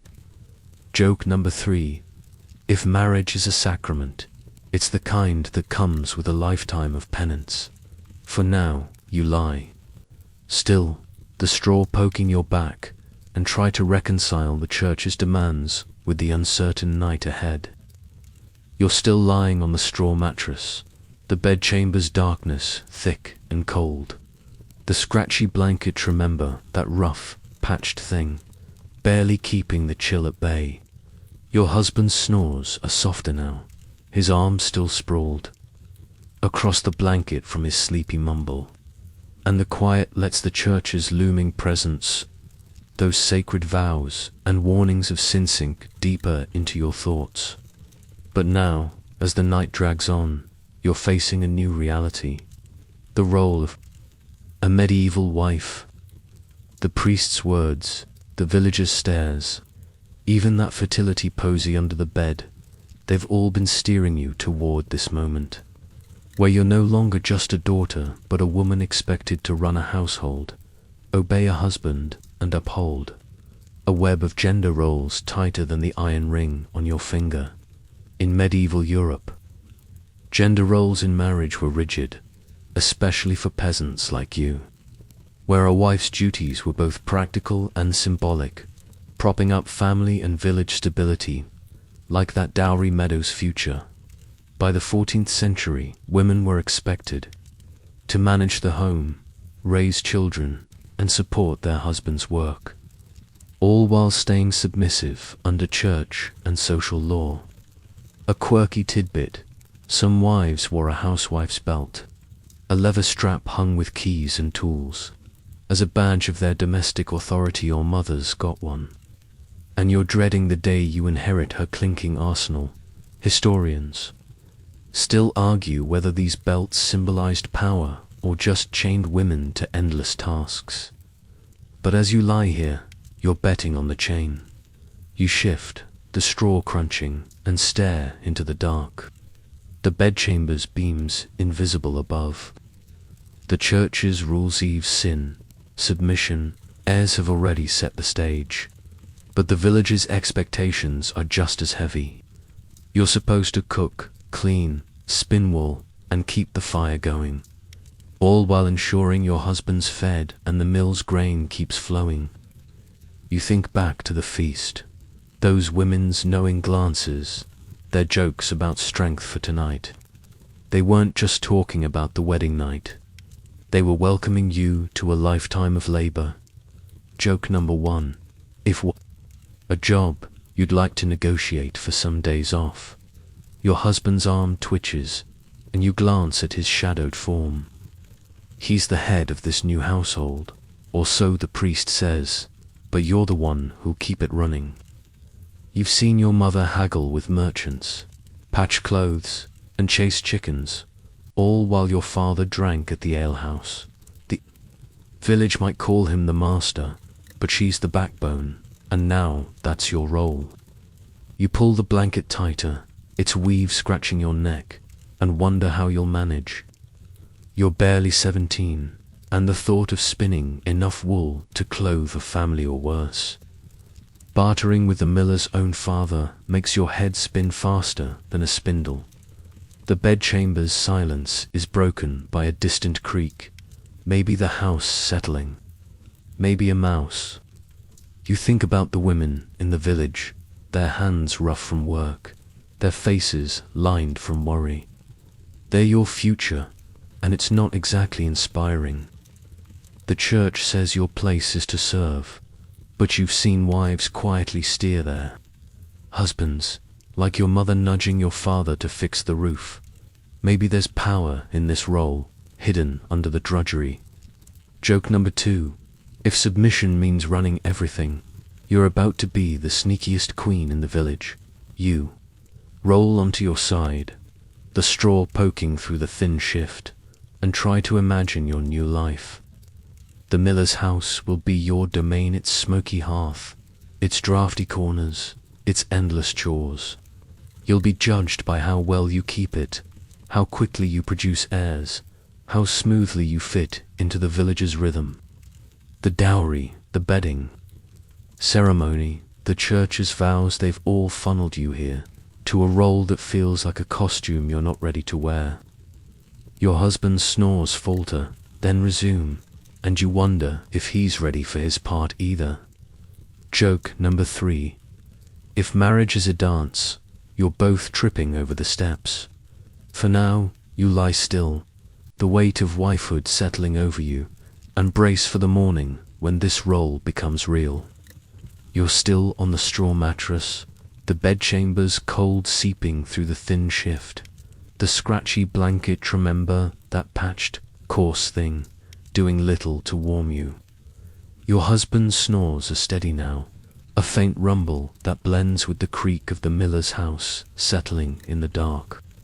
The weight of your new role as a wife, those endless chores and village expectations, sits heavy. But now you're facing the night's core challenge, the awkward dance of intimacy. The church's rules, the fertility posy under the bed, the crowds, bawdy chants, they've all led to this moment, where you're supposed to seal the marriage with a stranger you barely know. Your heart's pounding, and the silence feels like a held breath, waiting for something to happen. In medieval Europe, consummation was the linchpin of a marriage's validity, especially for peasants like you, whose unions, like that dowry meadow, were about securing alliances and heirs. By the 14th century, the church viewed the marriage debt as a mutual obligation, but the pressure fell harder on women, whose worth was tied to fertility. A quirky tidbit: some couples were fed spiced possets, warm drinks laced with herbs, to stir the blood before the act. Your mother-in-law's spiced wine was probably meant for this, though it's left you more queasy than amorous. Historians still argue whether these drinks were aphrodisiacs or just placebo courage. But as you lie here, you're wishing for anything to ease the tension. You shift, the straw crunching loudly, and glance at your husband's shadowed form. He's still asleep, his arm flung across the blanket, oblivious to the storm in your head. You're supposed to, what? Wake him. Wait. The priest's lecture about duty looms, but the reality feels like a chasm. You've heard whispers from older women, vague hints about lying still or enduring, but nobody's told you how to navigate this with a man you've barely spoken to. You think back to the bedding ceremony, those crude songs about plowing fields, and feel your face heat. Joke number 1. If this is a field, you're not ready to be plowed. The bedchamber's dark, the last torch long gone, and the faint licorice scent from the posy under the bed is all that's left of the village's rituals. You pull the blanket higher, its weave rough against your skin, and try to steady your breathing. Your husband stirs, his snores faltering, and you freeze, half hoping he stays asleep. Intimacy's supposed to bind you, but it feels like a test you haven't studied for. You remember your mother's red ribbon, the church's cross overhead, and wonder if they're meant to guide you or just remind you of the stakes. The village expects heirs, the church expects duty, and you're caught in the middle, with no script to follow. Your husband rolls onto his back, his eyes half open now, glinting in the faint moonlight seeping through a crack in the shutters. He mutters something, maybe your name, maybe a curse, and you tense, your heart racing. You awake, he asks, his voice thick with sleep. You nod, then realize he can't see, and whisper, yeah. The silence stretches, awkward as a misstep in a dance. You're both supposed to know what comes next, but neither of you moves. Joke number 2. If this is a dance, you're both waiting for the music to start. You think about the spiced wine, the posy, all the props meant to make this easier, and wonder why they feel so useless. He shifts closer, his arm brushing yours, and you flinch, not out of fear but sheer uncertainty. He pauses, sensing it, and for a moment you're grateful he's not pushing. The church says this is your duty, but it's hard to feel anything but exposed, lying here in this cold, creaky bed. You think about the village's stairs, the dowries. Wait, and realize this moment's just another step in their plan. You're not ready, and maybe he isn't either. He clears his throat, then says, we don't have to, not tonight. It's a small mercy, and you exhale, the tension easing slightly. Joke number 3. If duty's a debt, you're both filing for bankruptcy.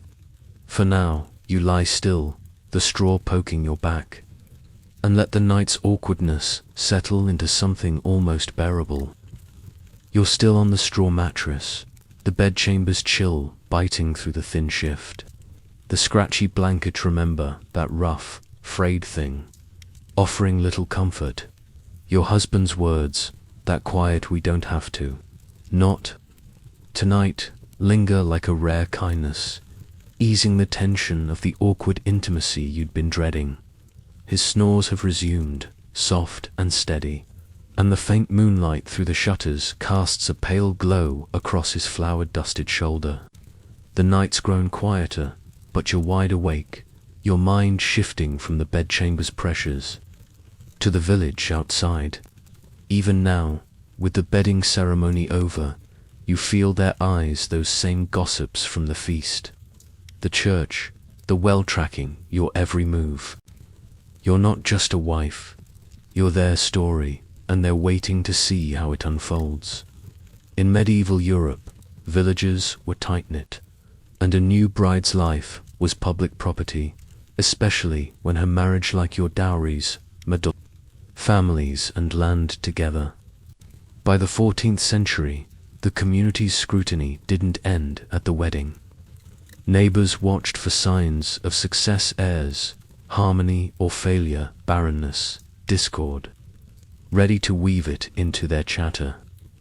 A quirky tidbit: some villagers appointed a bed monitor, an older woman who'd check on newlyweds the next morning to report on the marriage's progress. You're praying your mother-in-law isn't that dedicated, but her hovering during the bedding ceremony doesn't bode well. Historians still argue whether these monitors were official roles or just nosy volunteers, but you feel their shadow as you lie here. You shift, the straw crunching, and pull the blanket tighter, its weave scraping your chin. The village's obsession.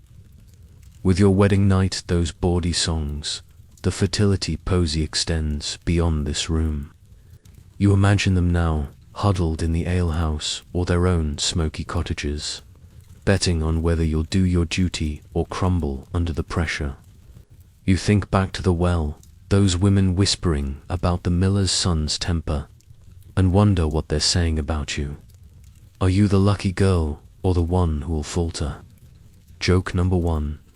If gossip's currency, the village is richer than a king.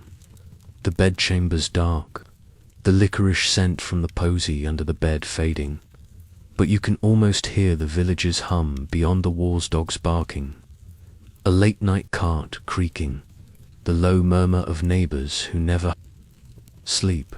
You're no stranger to their scrutiny.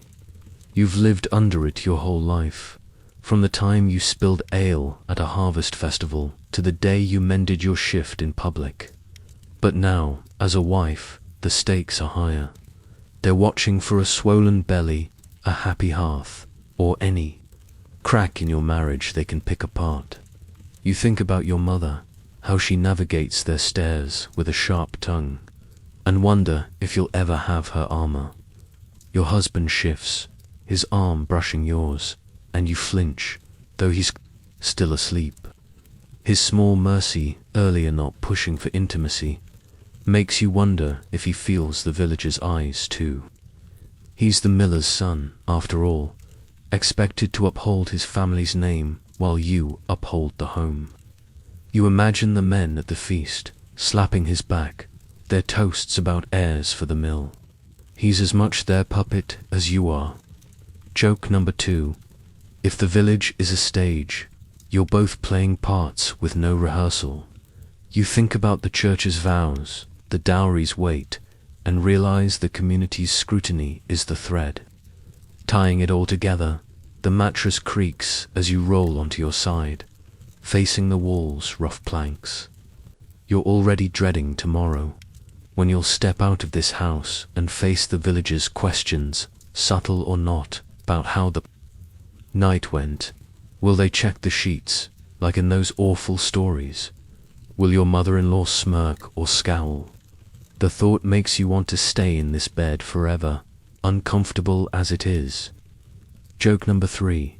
If scrutiny's a sport, the village deserves a crown for nosiness. For now, you lie still, the straw poking your back, and try to brace for the morning when the community's watchful eyes will sharpen, ready to judge your first steps as a wife. You're still on the straw mattress, the bedchamber's cold seeping into your bones. The scratchy blanket, remember that threadbare prickly thing, barely a shield against the chill. Your husband's snores are faint now, his arms still sprawled across the blanket, and the quiet of the night feels like a fragile truce. The village's watchful eyes, those gossips from the feast, the well, the bedding ceremony loom in your mind. Their scrutiny a constant hum you can't escape. But now, as dawn creeps closer, you're waking to a new reality, the morning after. You haven't slept, your eyes gritty, and you're already dreading the moment you'll step outside this room and face the village's questions, smirks, and not-so-subtle prods about what happened or didn't in this bed in medieval Europe. The morning after a wedding was a public affair, especially for peasants like you, whose marriage sealed alliances like that dowry meadow. By the 14th century, villagers often gathered to inspect the couple, sometimes even the bedsheets, to confirm the marriage was complete and the bride pure. A quirky tidbit in some communities. A bride was expected to serve breakfast to her in-laws as her first wifely act, a test of her domestic skills under their hawk-like gaze. You're hoping your mother-in-law's too hungover to demand pancakes, but her hovering last night suggests otherwise. Historians still argue whether these breakfasts were a ritual of welcome or just another way to judge the bride. But you're bracing for the worst. You shift, the straw crunching, and stare at the ceiling's unseen beams. The bedchambers, dark, but a faint grey light seeps through the shutters, signaling morning's approach. You think back to the bedding ceremony, those bawdy chants about heirs, and realize the village's not done with you. They'll be waiting outside the miller's house, at the well, in the market for any sign of success or scandal. Did you do your duty? Is the miller's son pleased? You can already hear the whispers. She looked pale, or no. Smile, poor thing. Joke number 1. If gossip's a harvest, the village is reaping a bumper crop today. Your husband stirs, his snores faltering, and you glance at his shadowed form. His mercy last night not pushing for intimacy was a relief. but it's also a secret you're both carrying. If the village suspects you didn't consummate the marriage, the rumors will be merciless. You've heard of brides shamed for less, their families dragged into the mud, the church's rules, the fertility posy, the dowries wait there, all tied to this moment, and the morning's your first test as a wife. You pull the blanket tighter, its weave rough against your skin, and try to imagine facing the crowd. Your mother's probably already up, ready to fend off questions, but you'll have to face them to dot the bedchambers. Silence is broken by a rooster's crow outside, sharp and unwelcome. You think about your mother-in-law, her eagle eyes during the bedding ceremony, and wonder if she'll be at the door soon, demanding proof of something. You've heard horror stories sheets paraded through the village. Cheers for bloodstains and pray your village isn't that barbaric. But even without sheets, the women will watch your face, your walk, for clues. You think about the feast, those women's teasing about strength, and realize they're your judges now, ready to dissect your every move. Joke number 2. If scrutiny's a game, you're the village's favorite pawn. Your husband rolls onto his side, his eyes half open, and mutters, "Morning already." You nod, your throat tight, and he rubs his face, flour still smudged on his jaw. He doesn't say more, but his silence feels less hostile now, like you're both bracing for the same storm. You're supposed to step out as a united couple, but you feel like strangers thrown into a play with no lines. The church says you're one flesh now, but the village wants proof, and you're not sure how to fake it. Joke number 3.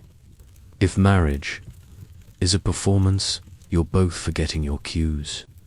For now, you lie still, the straw poking your back, and steel yourself for the morning scrutiny, knowing the village's eyes are already sharpening. You're still on the straw mattress, the bedchambers chill, clinging to you, despite the scratchy blanket. Remember that worn, coarse thing.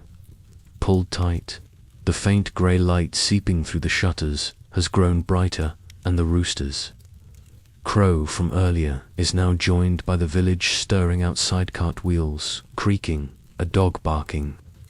Your husband's awake, rubbing his face, his flour-smudged jaw catching the dim light after muttering about the morning. The morning after scrutiny you've been dreading, those village eyes, waiting to judge your every move, looms closer. But now you're facing a new reality, household duties. You're not just a bride anymore, you're the mistress of this miller's house, and the endless tasks of a medieval wife are about to crash over you like a bucket of cold, well-watered dot in medieval Europe. A wife's role was the backbone of the household, especially for peasants like you, where managing the home cooking, cleaning, spinning wool was as crucial as the miller's grain for survival. By the 14th century, a new bride was expected to dive into these duties immediately, proving her worth to her husband's family and the village, all while tied to alliances like your dowry's meadow. A quirky tidbit: some brides were gifted a household charm, like a carved wooden spoon, to bring luck to their chores. Your mother-in-law left one on the hearth, and you're already dreading its symbolic weight. Historians still argue whether these charms were tokens of support or just reminders of your new burdens. But you're leaning toward burdens as you eye the smoky hearth across the room. You shift the straw crunching and sit up, the blanket slipping to your waist. The bedchamber's cold, the air stale with last night's torch smoke, and you can hear your mother-in-law's footsteps already clumping outside the door. She's probably expecting you to stoke the fire, knead dough, or at least look like you know what you're doing. You think back to your mother's frantic preparations, her fussing over your dress, her whispered advice, and realize she was training you for this moment, not the wedding night. You're supposed to take charge of this house, its drafty corners and meager stores, while the village watches for any fumble. Joke number 1. If running a household is an art, you're still sketching stick figures. Your husband swings his legs off the bed, the frame creaking, and pulls on his boots, still silent but less tense than last night. You wonder if he expects you to leap up and start boiling porridge, like the perfect wife the priest described. You've helped your mother with chores your whole life, milking cows, patching clothes, but this is different. This is your hearth now, your responsibility, and the miller's family will judge you by how well you keep it burning. You glance at the wooden spoon on the hearth, its carved handle glinting in the dawn light, and feel a pang of dread. You're not ready to be your mother, not yet, but the village doesn't care. You stand, the floorboards icy under your bare feet, and pull the thin shift closer, wishing for your old dress, itchy as it was.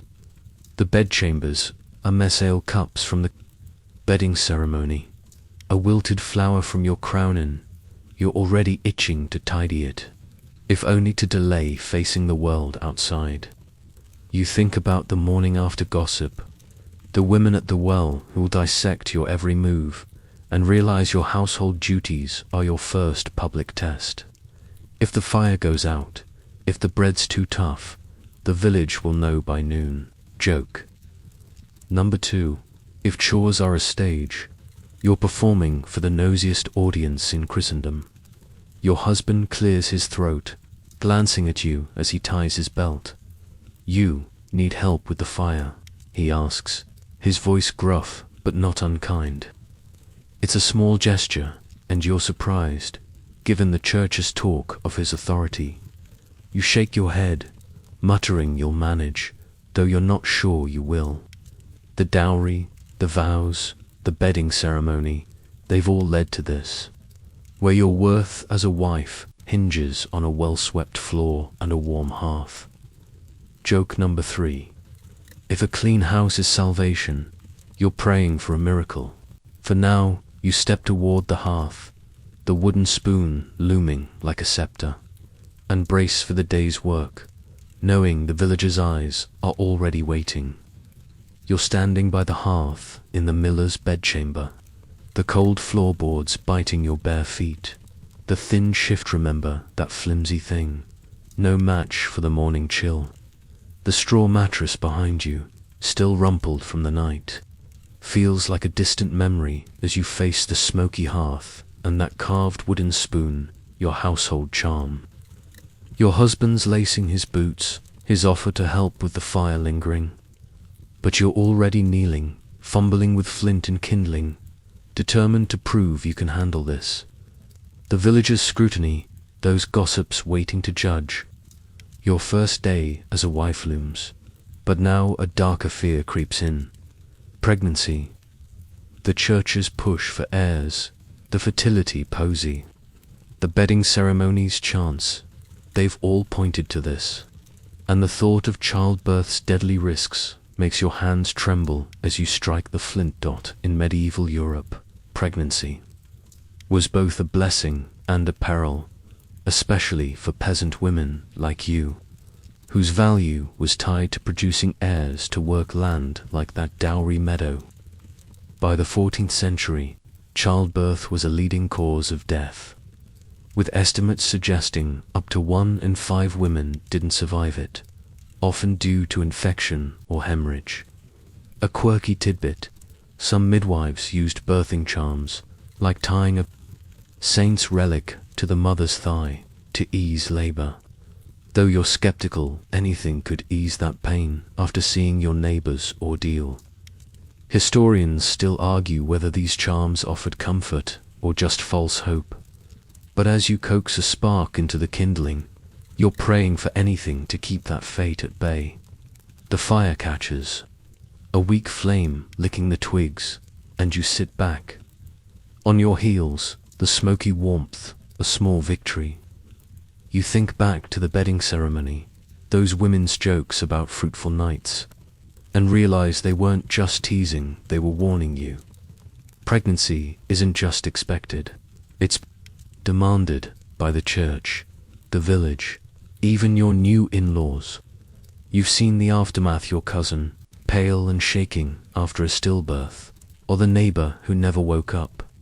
The fear's like a knot in your gut, tighter than the iron ring on your finger. Joke number 1. If heirs are a gift, you'd rather get a basket of apples. Your husband stands, stretching, and glances at you by the hearth. Fire's going, he says, almost a compliment, and you nod, too preoccupied to reply. He's part of this tooth of pressure to produce a son for the mill, but the danger's yours alone. You think about last night, his mercy in not pushing for intimacy, and wonder if he knows the risks you'll face. The church calls childbirth your duty, but it feels like a gamble with your life. You add a log to the fire, the smoke stinging your eyes, and try to push away the image of blood-soaked straw. A scene you've witnessed too often in this village. The bedchamber's brighter now, dawn's light spilling through the shutters, and you hear your mother-in-law's voice outside, calling for someone to fetch water. She'll be in soon, expecting you to start the day's chores: bread, laundry, maybe even that breakfast ritual to prove your worth. But pregnancy's shadow hangs heavier than any chore. You think about the fertility posy, the red ribbon, all the village's charms, and wonder if they're meant to protect you or just ensure you deliver. Joke number 2. If charms prevent danger, you'll need a sackful for what's coming. You stand, brushing ash from your hands, and feel the weight of the future: a child, a family, a life you're not sure you'll survive.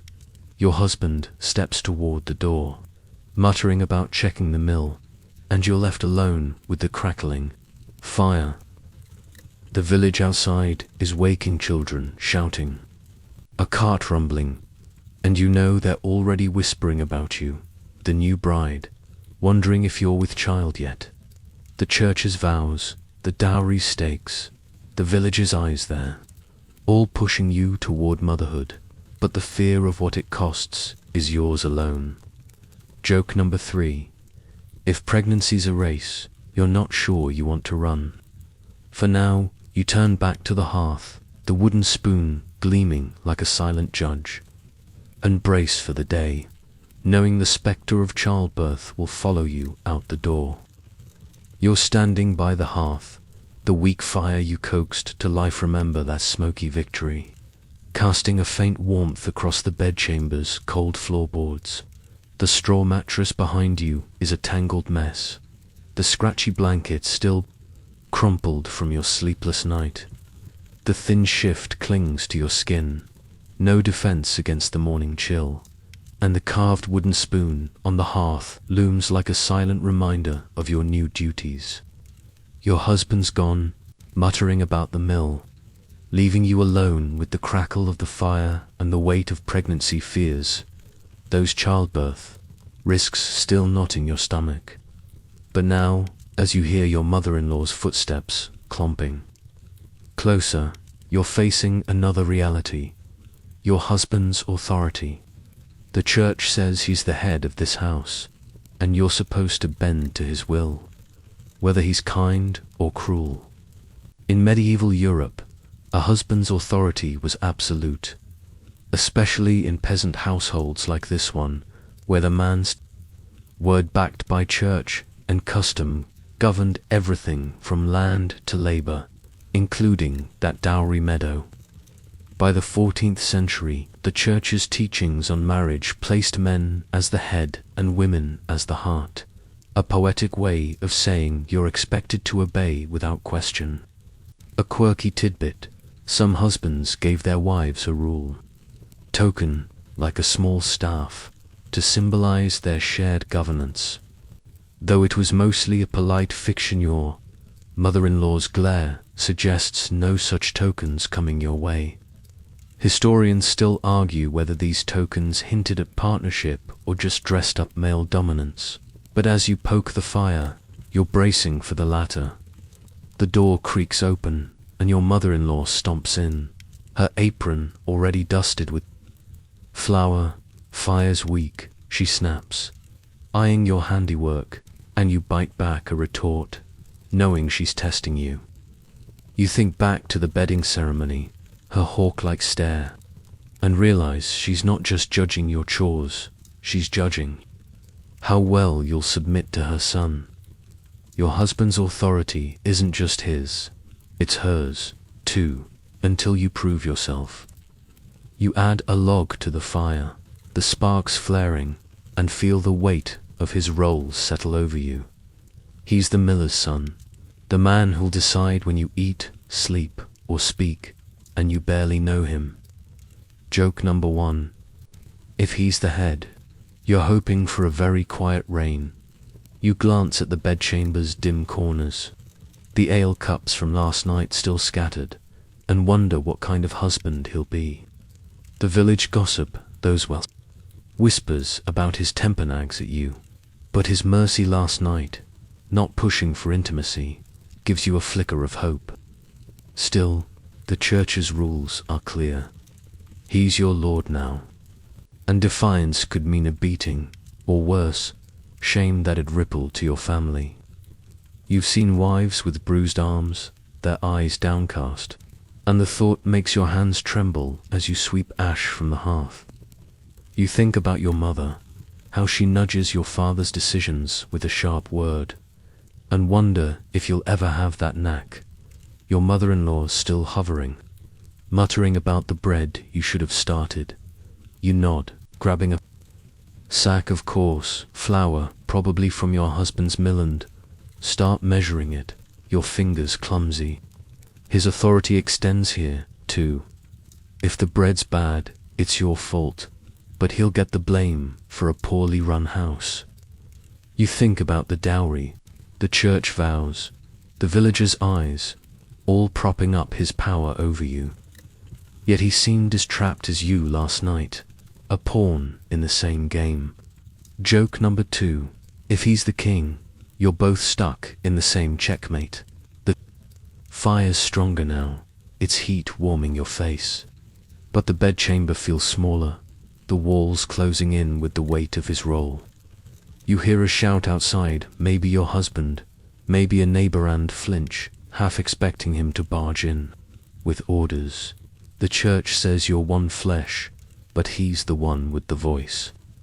You knead the dough, your hands sinking into its stickiness, and try to imagine a life where his authority doesn't feel like a yoke. Joke number 3.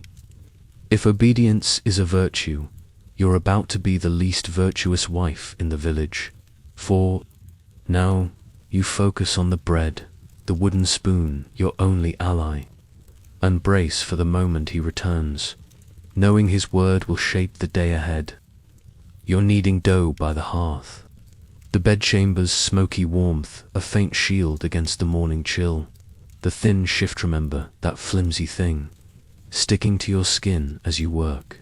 The straw mattress in the corner is a distant memory, its scratchy blanket left in a heap, while the carved wooden spoon on the hearth watches like a stern overseer. Your mother-in-law's gone, her parting jab about the bread still stinging, and the weight of your husband's authority, his church-backed rule over this house looms as you shape the dough. But now, as the village hums outside, you're thinking about the women who've been through this before, their advice a lifeline you're desperate to grasp.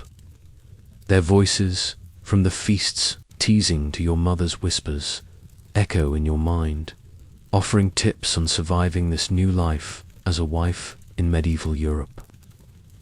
Experienced wives were a bride's best resource, passing down practical and emotional wisdom in a world where marriage, like your dowry's meadow, was a high-stakes contract.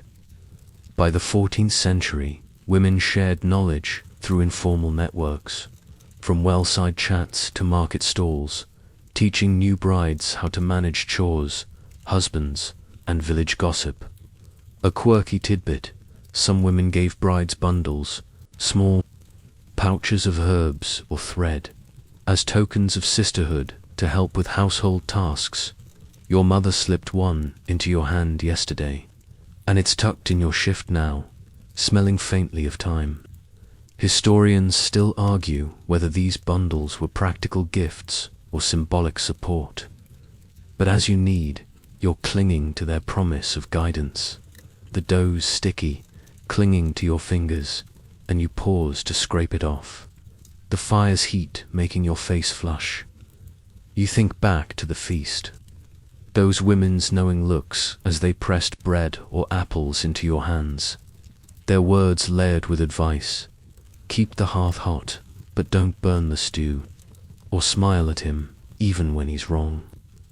Your mother's voice was the loudest, her warning to bend like a reed in the face of your husband's authority. She's navigated your father's moods for years, and you're starting to see her strength in a new light. Joke number 1. If bending's a skill, your mother's the village champion. You glance at the bedchamber's door, half expecting your mother-in-law to barge back in. But it's quiet, save for the village's morning bustle, children shouting, a cow lowing. You think about your neighbor, Agnes, a wiry woman with a laugh like a crow who cornered you at the well last week. Don't argue in public, she'd said, but whisper your way in private. Her husband's a drunk, yet she keeps their cottage spotless, her children fed. Her advice feels like a map, but you're not sure you can follow it. You add flour to the dough, your hands steadier now, and wonder how many brides before you leaned on these women's words to survive. The fire crackles, spitting a spark onto the floor, and you stamp it out, your bare feet cold against the boards. You think about the bride's bundle in your shift. It's time a reminder of the women rooting for you, even if their advice comes with a side of scrutiny. Agnes also warned about the villagers' gossip, those eyes waiting to judge your bread, your belly, your marriage. You're starting to see the balance. Take their wisdom, but guard your heart. Joke number 2. If advice is a stew, you're drowning in everyone's secret ingredients. You shape the dough into a loaf, your hands finding a rhythm, and feel a flicker of confidence fueled by their words. Your husband's still at the mill, his authority a shadow you'll face soon enough. But the women's advice, your mother's, Agnes's, even the feasts, teasing gives you a spark of agency. You think about the dowry, the church vows, the bedding ceremony, all pushing you into this role, but these women are showing you how to carve out space within it. You set the loaf by the fire to rise, the wooden spoon glinting like a nod of approval. Joke number 3. If surviving marriage is a craft, you're apprenticing with the best.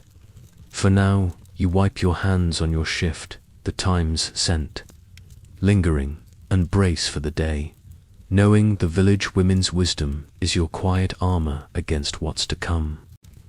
You're still by the hearth, the bedchamber's smoky warmth mixing with the scent of rising dough. Remember that loaf you shaped, guided by the village women's advice. The straw mattress in the corner is a fading memory, its scratchy blanket abandoned, and the thin shift clings to your skin as you wipe flour from your hands. The carved wooden spoon on the hearth gleams, a quiet ally, while the bride's bundle of time in your shift offers a faint, grounding whiff. The women's words, your mother's, Agnes's, have given you a spark of strength. But now, as the village's morning bustle grows louder outside, you're wondering about something softer: love. The church, the dowry, the bedding ceremony, they've all been about duty. But could affection, maybe even a slow spark, grow with this flower-dusted stranger you call husband? In medieval Europe, love in marriage was often an afterthought, especially for peasants like you, whose unions like that dowry meadow were forged for survival, not sentiment. By the 14th century, the church framed marriage as a sacred duty, with love a bonus, not a requirement, though troubadour tales of courtly romance trickled into village gossip, planting dreams of something more.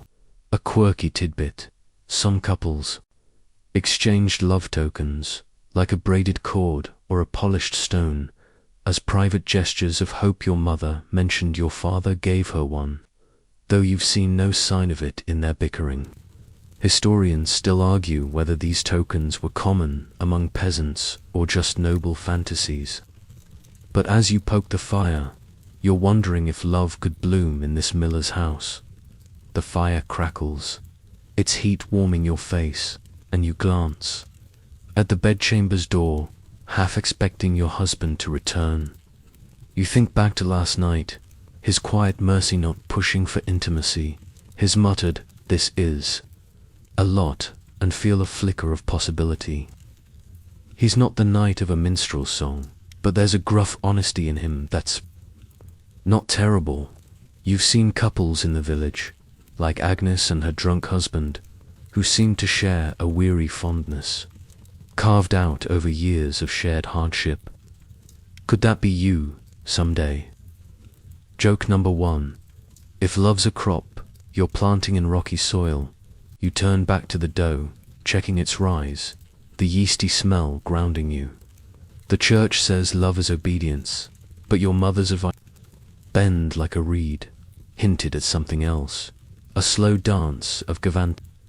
You think about your husband's offer to help with the fire, a small crack in his church-given authority, and wonder if it's a sign.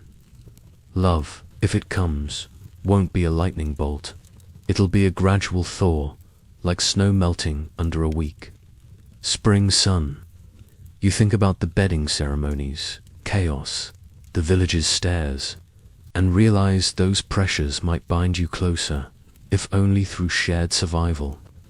You smile, imagining a day when you might laugh together over the memory of that awful ploughing song. The bedchamber's brighter now, morning light spilling through the shutters, and you hear your mother-in-law's voice outside, haggling with a neighbor. You're still nervous about her judgment, your bread, your chores, but the thought of love, however distant, softens the edge. You think about the bride's bundle, its time a gift from women who've walked this path, and wonder if they found love too. Maybe your mother did, in her own way, despite your father's grumbling. Joke number 2. If love's a recipe, you're missing half the ingredients, but you'll stir anyway.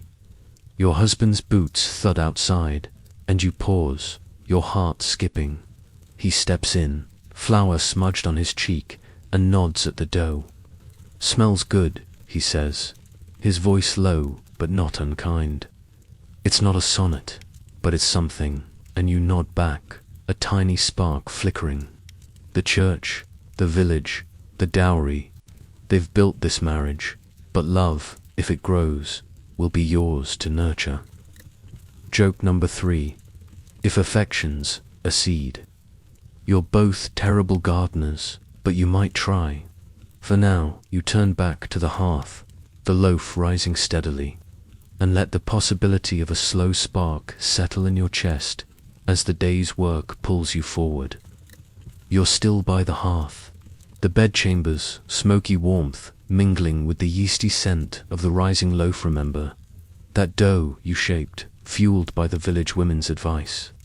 The straw mattress in the corner is a faint echo, it's scratchy, blanket forgotten, and the thin shift clings to your skin as you brush flour from your hands. The carved wooden spoon on the hearth stands sentinel, while the bride's bundle of thyme in your shift offers a faint, steadying whiff. Your husband's brief visit, his gruff smells good about the bread, left a spark of hope for love's slow growth. But now, as the morning light floods the shutters, you're grappling with a grim truth. Annulment, escaping this marriage, with its dowry, meadow, and church vows, is a near impossible dream, and the thought tightens your chest like a too tight corset. in medieval Europe. Annulment was a rare and thorny path, especially for peasants like you, whose marriages were cemented by practical needs and sacred oaths. By the 14th century, the Church allowed annulments only for specific reasons: non-consummation, fraud, or pre-existing vows. But the process was costly, complex, and heavily scrutinized, often leaving women trapped. A quirky tidbit: some desperate brides claimed bewitchment to void their marriage, blaming spells for their husband's failure in bed, though priests rarely bought it. Historians still argue whether these claims were genuine beliefs or cunning ploys. But as you poke the fire, you're wondering if any escape, magical or not, could free you from this miller's house. The fire crackles, its heat stinging your knuckles, and you glance at the bedchamber's door, where your husband's boots last thudded. His mercy last night, not pushing for intimacy, saved you from the marriage debt. But it also means the marriage isn't fully sealed, a technicality that could, in theory, open the annulment door. You think back to the bedding ceremony, the village's chants for heirs, and realize non-consummation would be a scandal, shaming your family and his. You'd be the girl who failed, cast back to your parents' cottage, a burden forever. Joke number 1. If annulment's a key, it's locked in a chest you'll never open. You turn to the loaf, its surface taut and ready for the fire's embers, and knead it one last time, your hands sinking into its warmth. The Church's rules are ironclad. Once you said "I do," backed by that dowry and those vows, you're bound for life. You've heard whispers of noblewomen buying annulments with gold, but for you, a peasant with nothing but a few chickens, it's a fantasy. You think about your mother's advice to bend like a reed, and realize she was preparing you for a life with no exit. Even if your husband's cruel, the village and church will urge you to endure, not escape. The thought makes you pause, flower dusting your shift like snow.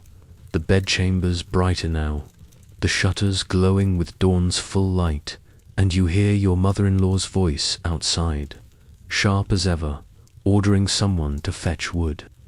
You're dreading her return, her eyes scanning your bread, your face, for signs of wifely success or failure. Annulment might sound like freedom, but it's a trap. You'd lose your place, your family's honor, and any hope of a future in this village. You think about the women's advice, Agnes's warning to whisper your way with your husband, and wonder if negotiation, not escape, is your only path. Joke number 2. If annulment's a road, it's blocked by the entire village and their pitchforks, your husband's mercy last night. His quiet "we don't have to" was a kindness, but it's also a risk. If word got out, the village would gossip, the priest might pry, and your mother-in-law would never let you forget it. You slide the loaf into the fire's embers, its heat searing your fingers, and feel the weight of a life you can't undo. The dowry, the bedding ceremony, the Church's grip, they've locked you here, with love's slow spark as your only hope. Joke number 3. If marriage is a cage, you're learning to decorate it, not break it. For now, you watch the bread bake, the thyme scent steadying you, and brace for the day. Knowing annulment's a dream you can't afford to chase. You're still by the hearth, the bedchamber's smoky warmth wrapping around you as the loaf bakes, its crust turning golden in the fire's embers. Remember that dough you shaped with the women's advice. The straw mattress in the corner is a faint shadow, its scratchy blanket long forgotten, and the thin shift clings to your flour-dusted skin. The carved wooden spoon on the hearth stands like a quiet guardian, while the thyme in your bride's bundle offers a steadying scent. The grim reality of annulments, impossibility, locked behind church rules and village scrutiny sits heavy. But now, as the morning light floods the shutters, you're turning to faith. Religion, the church's iron grip that shaped your vows and fears, is also your anchor. A way to endure the marriage and its endless demands. In medieval Europe, faith was the heartbeat of daily life, especially for peasants like you, whose world from dowry meadows to childbirth was steeped in God's will. By the 14th century, the Catholic Church wasn't just a spiritual guide, it was a framework for coping with hardship, offering prayers and rituals to navigate marriages, trials. A quirky tidbit: some wives kept a prayer cord, a string of beads tucked in their apron, to count devotions for a harmonious home. Your mother's got one, and you're betting she's praying for you right now. Historians still argue whether these cords were personal devotion or just another church expectation. But as you watch the bread, you're craving any comfort faith can offer. The fire crackles, its heat stinging your hands as you shift the loaf, the smell of baking bread filling the bedchamber. You think back to the church ceremony, the priest's holy water on your head, his warnings about sin and duty. Faith got you through that day, and now it's your shield against the village's gossip, your husband's authority, and the spectre of childbirth. You whisper a prayer, half remembered from Sunday Mass for strength, your voice barely audible over the fire's snap. You've seen women lean on faith, your mother kneeling at the village cross after a bad harvest, or Agnes muttering psalms while scrubbing pots. Joke number 1. If prayers fix marriages, you'll be chanting until next harvest. You glance at the bedchamber's door, where your mother-in-law's voice still carries from outside, now arguing about a stray goat. Faith teaches patience, but you're struggling with that one, especially with her looming judgment. You think about the church's promise: endure, obey, and God will reward you, maybe not in this life, but the next. It's a thin comfort when the village expects heirs and your bread's on trial, but it's something. You trace the iron ring on your finger, a symbol of vows you sealed under God's gaze, and wonder if faith can soften the edges of this life. Your husband's mercy last night, his gruff kindness, feels like a small answer to those prayers. The bedchamber's bright now, the shutters glowing with full morning light, and you pull the loaf from the embers, its crust crisp and warm. You set it on the hearth, the wooden spoon nearby, and feel a flicker of pride. Faith got you through this task, at least. You think about the women's advice, the church's rules, the dowry's weight, all tied to a God who's both judge and refuge. You've prayed for your family, for rain, for sick cows. But now you're praying for yourself, for courage, for a spark of love, for survival. Joke number 2. If God's listening, he's got a long list from this village. Your husband's. Boots thud outside, and you tense, expecting him or your mother-in-law to barge in. Faith says trust in God's plan, but it's hard when the plan includes a stranger and a village full of gossips. You think about the prayer cord, the holy water, the cross above the bed, all weaving faith into this marriage. They're not just rituals, they're lifelines, helping you face the hearth, the chores, the life ahead. Joke number 3. If faith moves mountains, you're hoping for a hill or two in this marriage. For now, you wrap the loaf in a cloth, the times sent steadying your nerves, and lean on the quiet strength of prayer as the day's demands close in. You're still by the hearth, the bedchamber's smoky warmth fading as the fire dies down. The golden loaf, remember that bread you baked, guided by faith and women's wisdom, cooling on a cloth beside the carved wooden spoon. The straw, Mattress in the corner is a distant memory, its scratchy blanket abandoned, and the thin shift clings to your flower-streaked skin.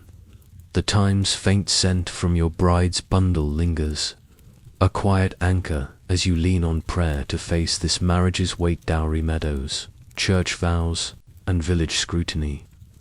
But now, as the morning's bustle grows louder outside, your thoughts drift to folklore, the strange tales and superstitions that fill the gaps where faith and duty leave off.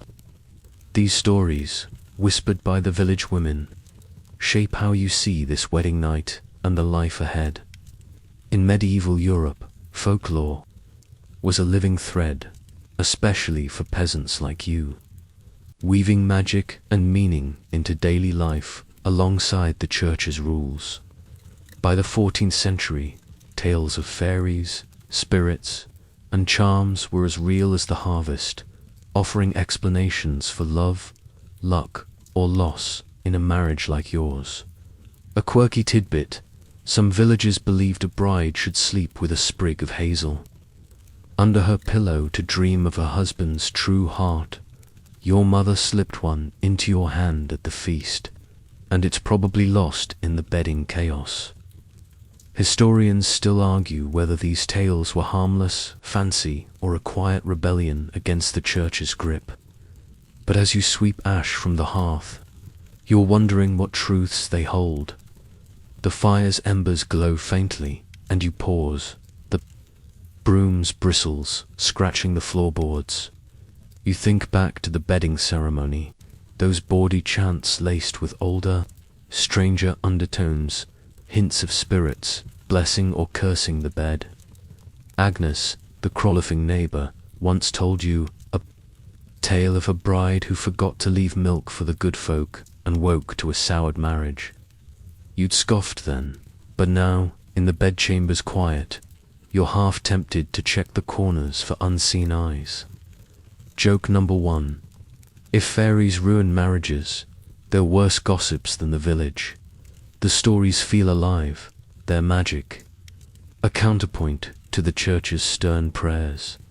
You glance at the bedchamber's door, where your husband's boots last sounded, and wonder if he knows these tales. The men at the mill probably swapped their own stories of bewitched wives or charmed crops. You think about the hazel sprig, the fertility posy, the red ribbon, all blending faith and folklore into this marriage. Your mother's voice echoes, her warning to mind the old ways alongside her prayers, and you realize she's hedged her bets, trusting both God and the unseen.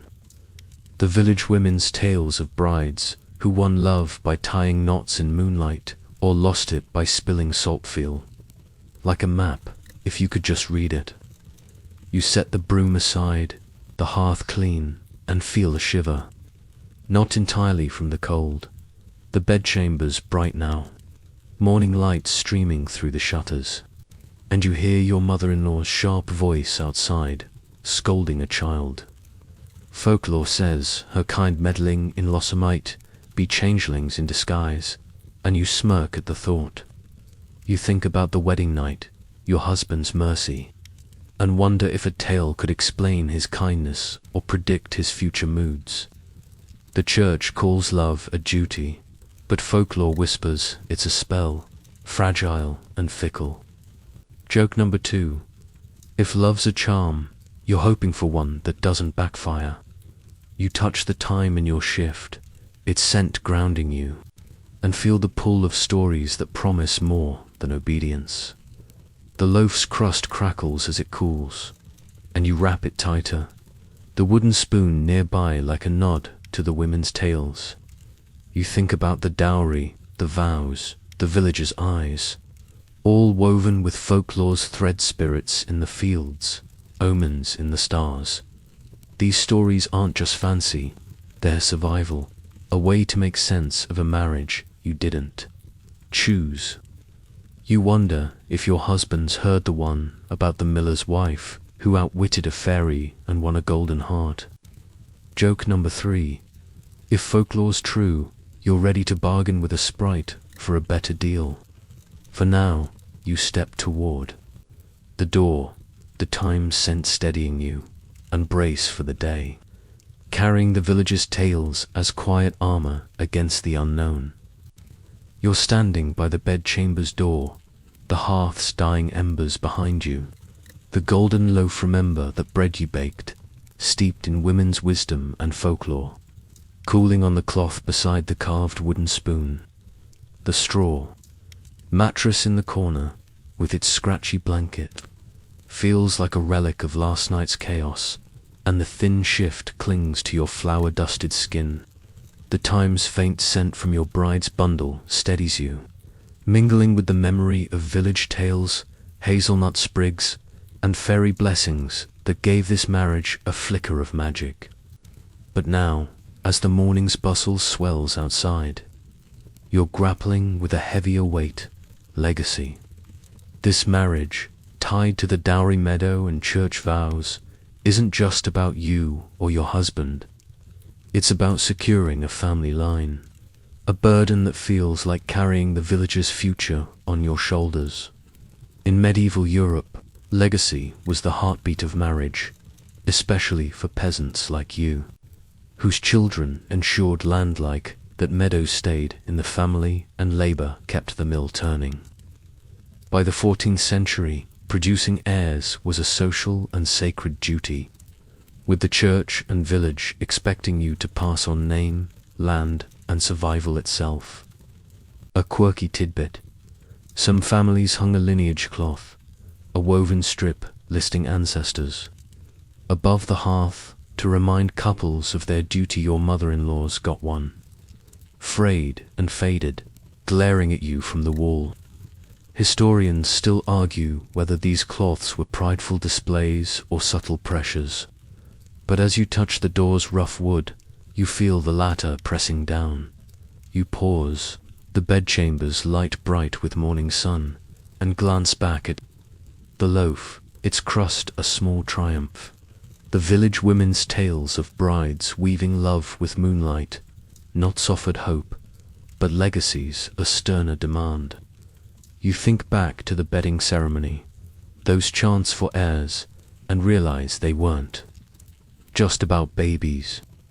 They were about cementing the miller's name, your family's honor, the village's web. Your husband's mercy last night, his quiet "we don't have to," spared you the marriage debt. But it delays this legacy, leaving you both vulnerable to gossip. Joke number 1. If legacy's a chain, you're already tangled in its links. You step back to the hearth, checking the loaf, its warmth fading. Your mother's voice echoes, her advice to bend like a reed, but she also spoke of her own mother, who birthed 7 and buried 4, all to keep the family's name alive. Legacy isn't just children, it's the stories, the land, the mill's grind you're now part of. You think about your husband, his flour-smudged face, and wonder if he feels this weight too. He's the miller's son, expected to pass on the trade, the house, the pride. The church says it's your duty to help him, but the village will blame you if you fail. You touch the time in your shift, its scent a faint shield against the pressure. The bedchamber's door creaks as a breeze slips through, and you hear your mother-in-law outside, her voice sharp over a clucking chicken. The lineage cloth on the wall lists names you don't know, each one a ghost expecting you to deliver. You think about the dowry, the church vows, the folklore's promises, all funneling toward this: a child, a name, a future. The fear of childbirth, its blood and pain still haunts you.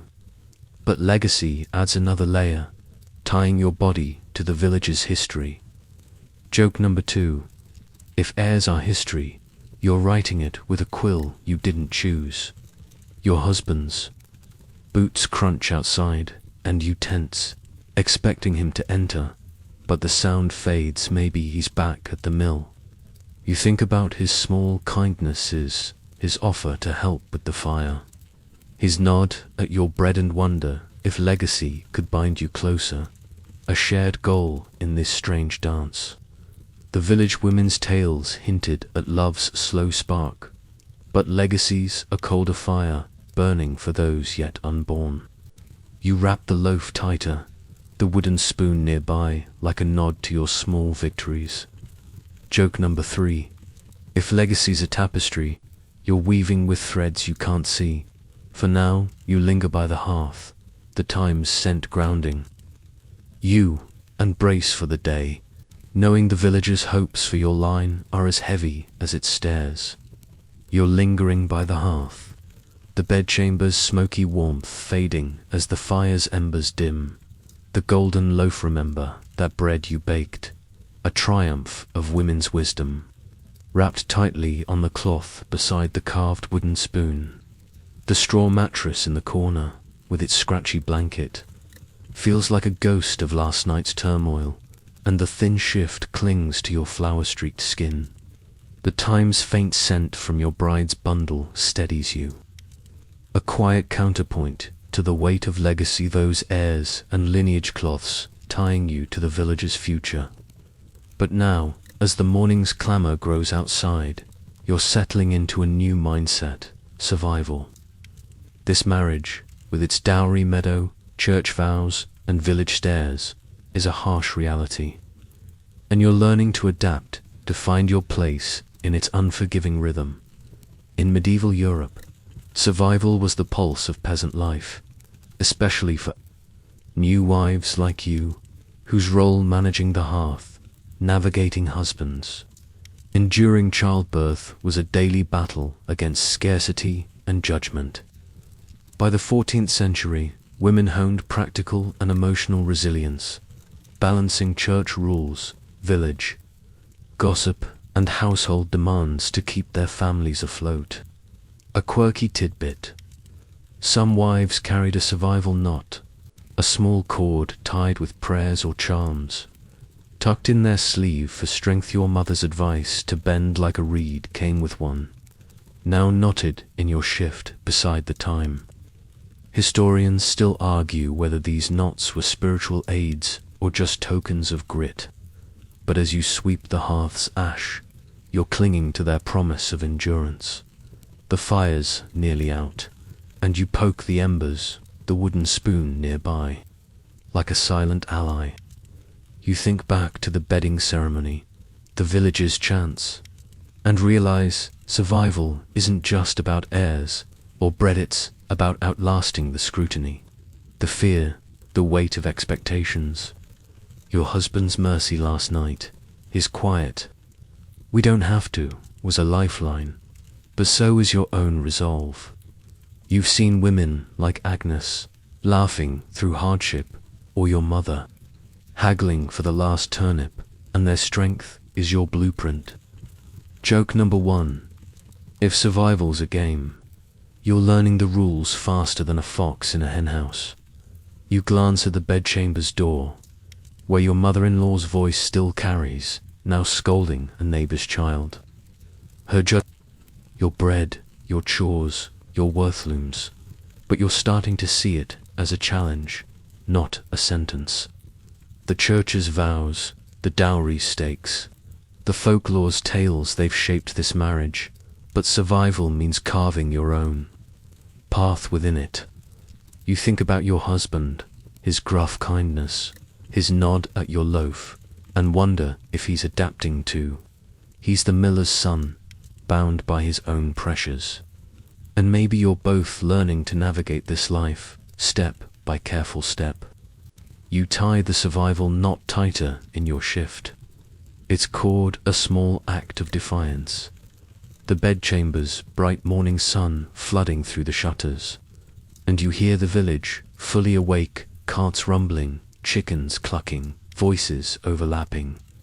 You think about the women's advice, the prayer cord, the lineage cloth, all tools for surviving this world.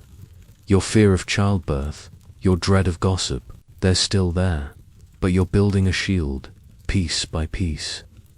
You've baked bread, faced the hearth, endured the night's small victories that stack like stones in a wall. Joke number 2. If life's a storm, you're not building an ark, but you've got a sturdy umbrella. You pick up the loaf, its weight, solid in your hands, and feel a quiet pride in what you've managed so far. Your husband's boots crunch outside, and you pause, bracing for his return, or your mother-in-law's next demand.